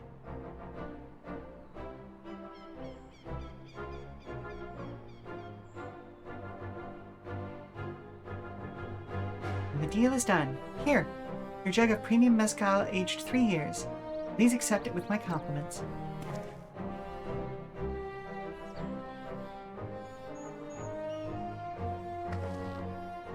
Yes, we finally have the mezcal. Great work, especially you, Mablu. You were the one that inspired me to come this far, Third Promise. But let's not celebrate until we have the saddle in hand. Mablu, is it? You drive by a hard bargain, young peddler.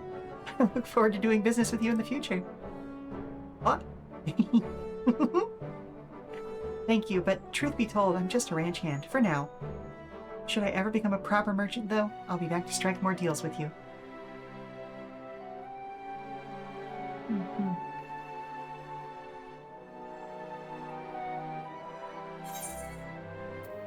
Yeah, well done.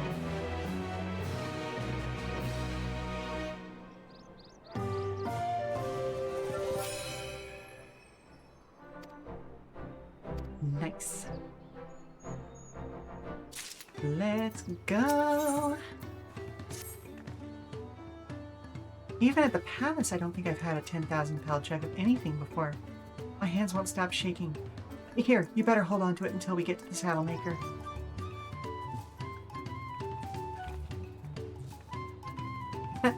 And can you imagine if we dropped it and had to start all over again? Luckily, Hovley's place is not far. We just need to head across the plaza.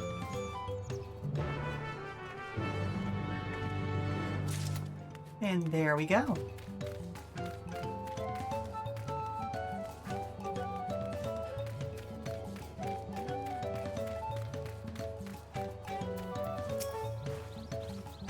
This is it, the trade we've been working towards.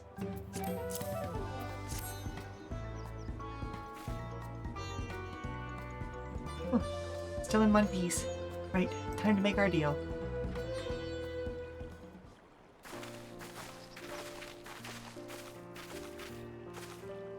Get your tools ready, Saddler. We've brought you your precious mezcal.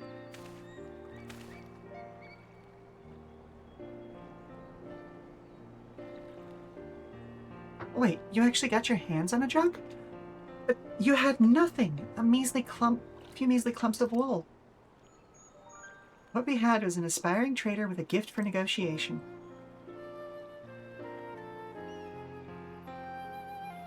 You made her blush.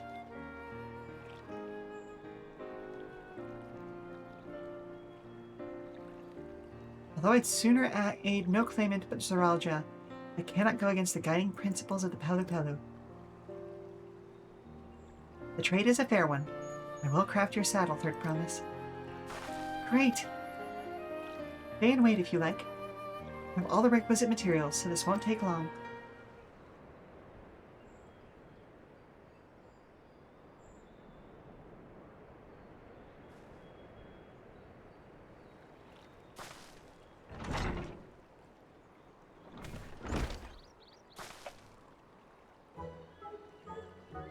Your commission is ready. Catching a wild alpaca is never a simple affair, but you'll have an easier time of it with one of my saddles. Thank you. Now, if you don't mind, I have other work that needs finishing. I can taste that smooth mezcal already.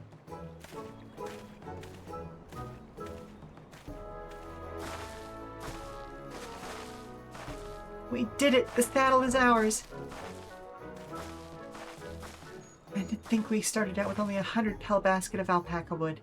Wood? Yes, alpacas make wood now. Wool. Mablu, you're going to be an incredible merchant. Thank you. It makes me so glad to hear you say that, Third Promise. We got what we came for, so let's return to the ranch. The others will be waiting.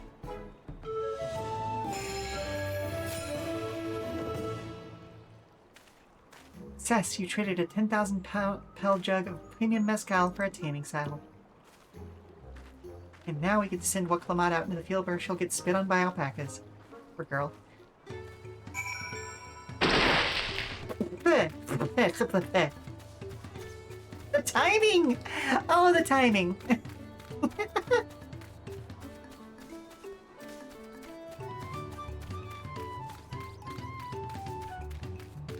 Thank you very much for the hydrate, Baldaris.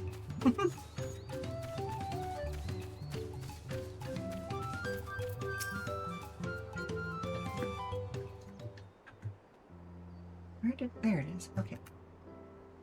Well, you've acquired the saddle then? Yes, and thanks in no small part to Mablu. Before you rush off to catch an alpaca, though, let me teach you how to saddle one. I'll bring out one of our wild-born friends so you can practice. You got this. You've got this.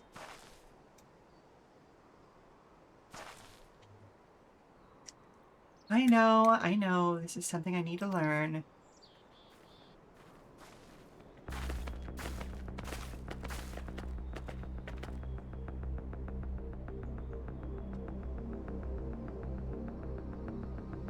Oh, serious.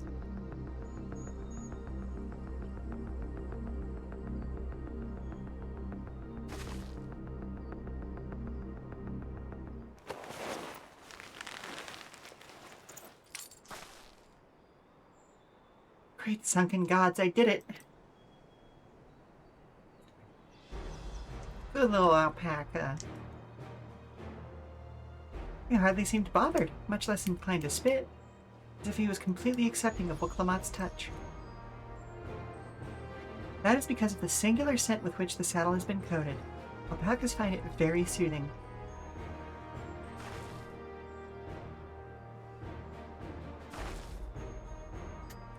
You know, I've never taken a good long look at one of you before, but you're actually kind of cute. You're only now noticing that? Yeah, I caught it. You cry out, Zaralja, he's back. Oh. Okay. Having done exactly what he set out to do. An alpaca he's brought. Is it just me or is it glowing? I've heard tales of such a beast. They say the golden alpaca lives a solitary existence deep in the valley, where it shuns the company of both man and its own kind. He plays the Galbadians yet? The bad guys? You want that Magitech? I'll talk about that in just a second. How did he manage to snare such a prize like that? A beast knows its betters. Faced with overwhelming strength, it will yield rather than risk death. An apt illustration of how greatly the power of the first promise exceeds yours, Wuk Lamat. Strength alone won't win him our father's throne. I'll be the one to find the Golden City, and then Tural can remain at peace. An everlasting desire for peace can only be forged in the fires of war. To unite as one, the people must be taught. They must suffer the horror and the hopelessness firsthand. Exhaustion from prolonged conflict. The wages of war's merciless nature. These are what moved the clans to join in the founding of Tulihyolal all those years ago.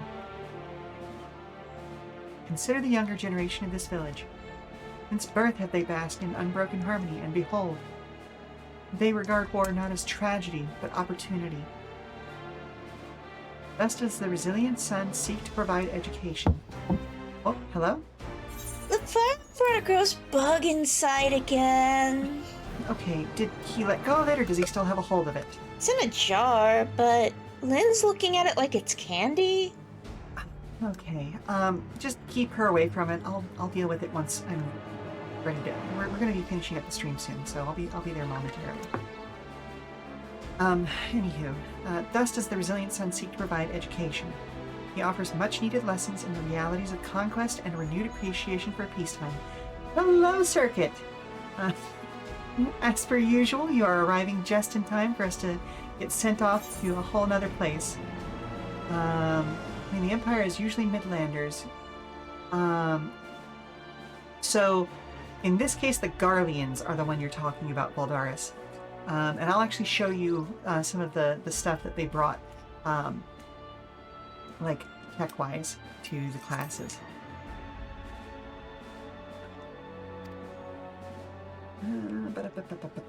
Yes. 'Tis true that war's misery breeds a longing for peace. But I've seen and with my own eyes what becomes of an empire forged through the violence you propose, the rebellions it spawned, and the ruins it left behind. The Garlean Empire was a congregation of simpletons.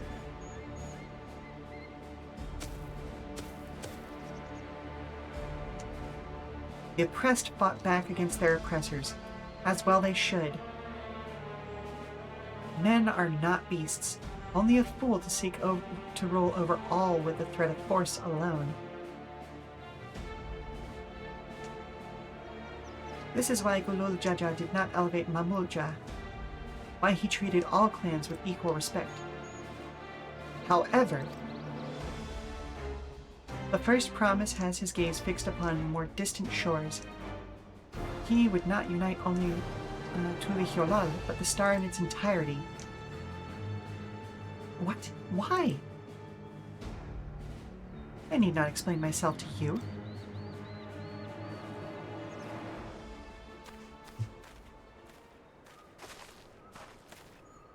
Ah, well done. Well done indeed. The first promise has completed the feat of gold with an appropriately golden flourish. May I present to you your much-deserved keystone?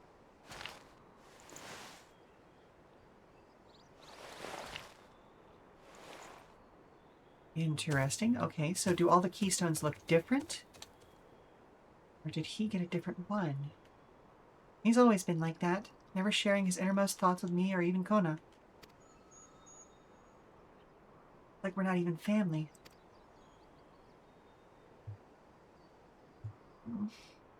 Poor girl.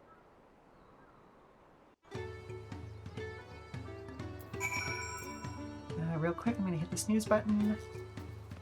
I want to finish up this and start the next part of the journey. I'll ponder Joralja and his mysteries later. For now, I need to think about finishing the feat of gold. I have my saddle, I've practiced how to use it, so lead on to where the wild alpacas roam. Yeah, the valley of Orankanka is northwest of here. Come on, everyone. Even if we can't enter ourselves, we can see Wuk Lamat off to on her hunt. That's right, you always get them in the Final Fantasy VIII faction mixed up with the similar names. That's fair. Okay, so this is...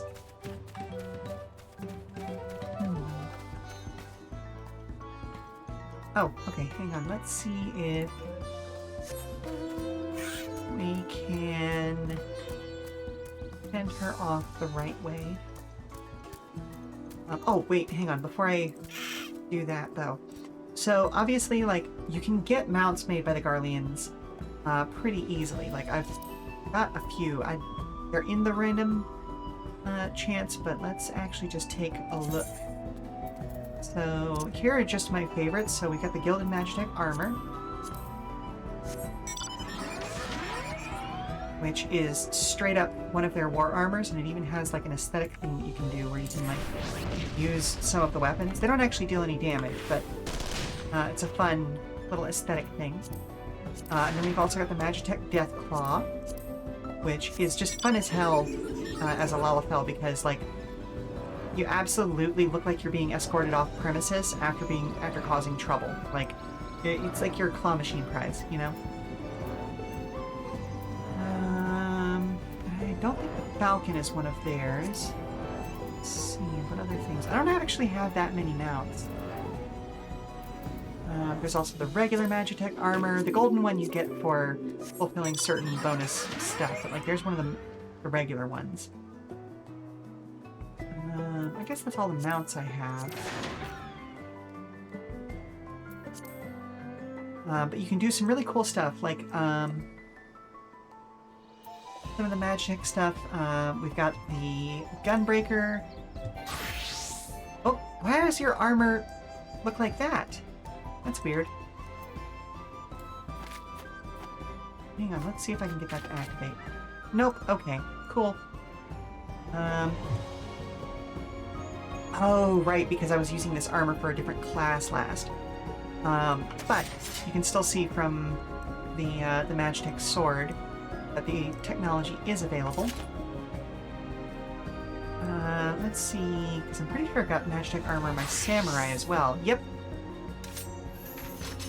Zoop. Very cool looking, right? Even has a visor. Chunk. I prefer to keep it open, but, you know, the option is there.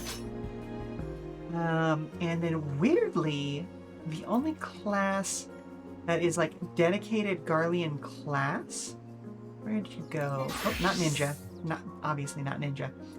But reapers, which have a whole like demon vibe to them. But of course, I went with the mechanical chainsaw because it is in fact a chainsaw, and it does the noise thing, and it's just real cool. No, don't kill your snake. Rude. So the Garlean stuff is out there and available, even, or like the Magitech stuff is out there and available, even if it's not Garlean. I forgot they got that Gunbreaker. As a Final Fantasy VIII and tank enjoyer, I'd probably go for that. Yeah, Gunbreaker's a hell of a lot of fun. And it's not even actually a Garlean class. Yeah, it's actually, I want to say Hrothgar? It's like the Queen's Guard. It's from a culture that the Garleans took over. So even though it uses Magitech, they're not the ones who originally created it. I can do this. I know I can. Cheer Wuk Lamat on as she marshals her courage to attempt the harrowing task of capturing a wild alpaca. So, cheer.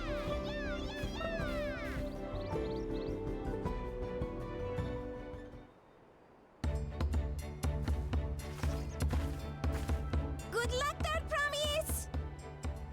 Thanks. I don't need it. Truth be told, still not sure about alpacas. I'd rather not go near one if I can help it. But just the one. If I'm to rule this nation, then I'll need to learn how to live with them. Tural is their home too. Damn straight. Right. I'm off.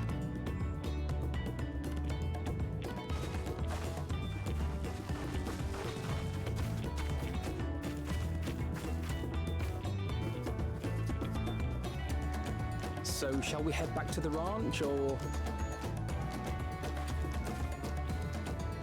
I'm staying here. As will I. Wuk Lamat is alone in this. The least we can do is stand watch and await her return. Fair enough.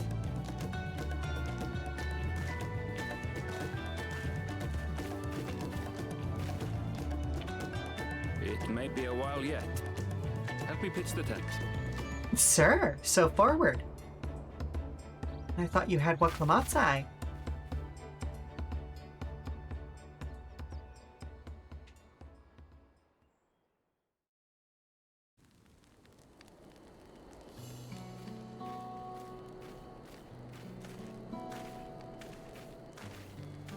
Trust a gleaner to come prepared for anything. Well, I mean, it's just What's staying right. Gleaner. Someone whose job it is to travel the world and procure uncommon things for their employers. Erenville specializes in finding animals, I believe.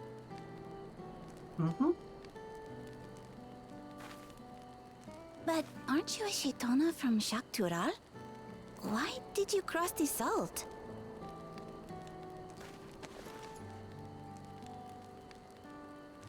When I was much younger, the thought of leaving Tural never even occurred to me.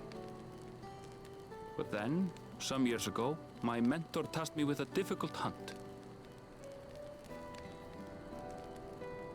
Something I could never find, she said, so long as I clung to the familiar.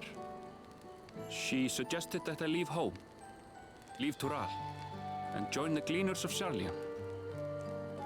As one of their number, I could experience the world, immerse myself in myriad cultures and customs, see the many faces of nature. And once I had learned what is truly important, I would find that which I seek.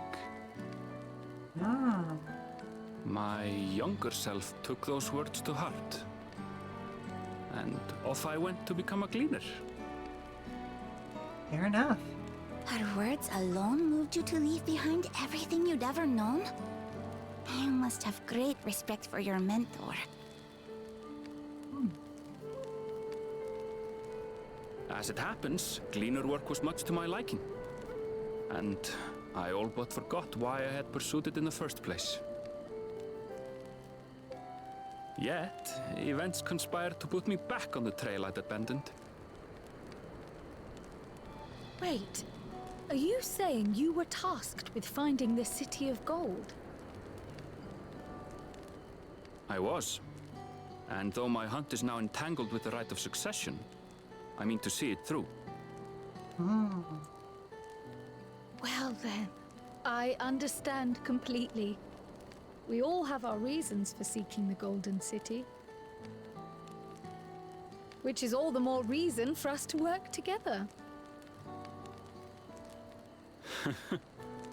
Just so.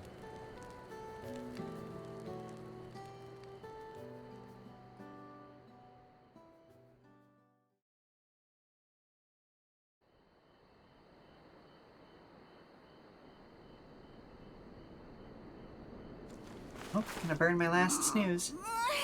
She should have been back by now. What if something's happened to her?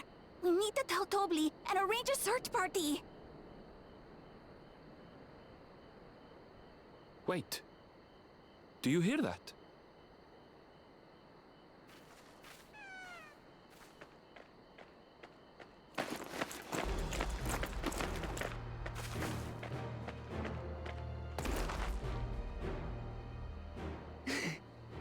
I did it.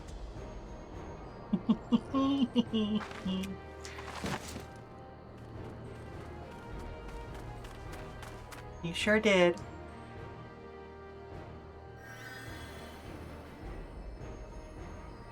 You're utterly spent. And small wonder.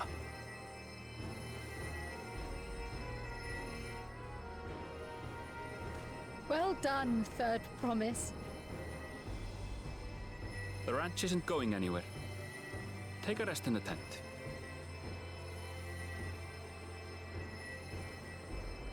I think I will. Thank you all for believing in me. Of course.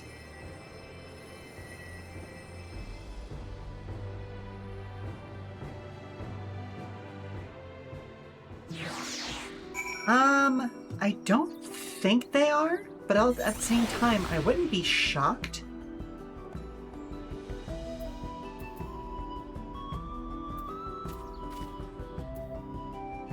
I mean, they might show up in Final Fantasy XI as like a cameo sort of situation. I'm so relieved the Third Promise came back to us safely. And the alpaca she tamed is a healthy-looking beast. Surely this will be enough to satisfy the feat of gold. Go for after blue this time. Okay, so we'll start this next quest, but that's where I am going to have to cut us off for the day. Wuk Lamat still seems a bit unsteady on her feet. Hardly surprising after she spent the night chasing alpacas. You know what will melt away fatigue like magic, though? Mate tea. I'll run to the ranch and get a pot brewing. That way you can take your time, and the tea will be ready when you arrive.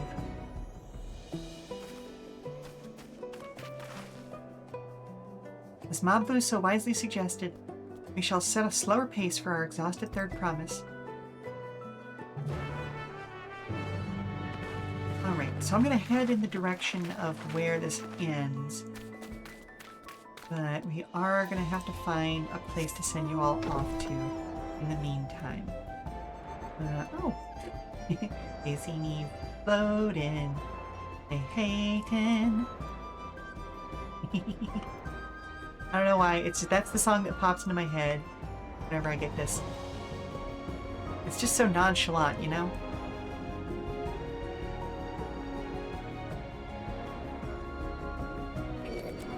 Oh, no thank you.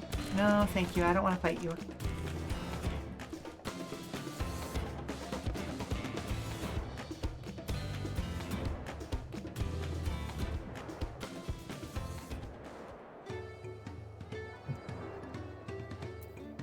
Okay, and that's where we'll pick up next Friday.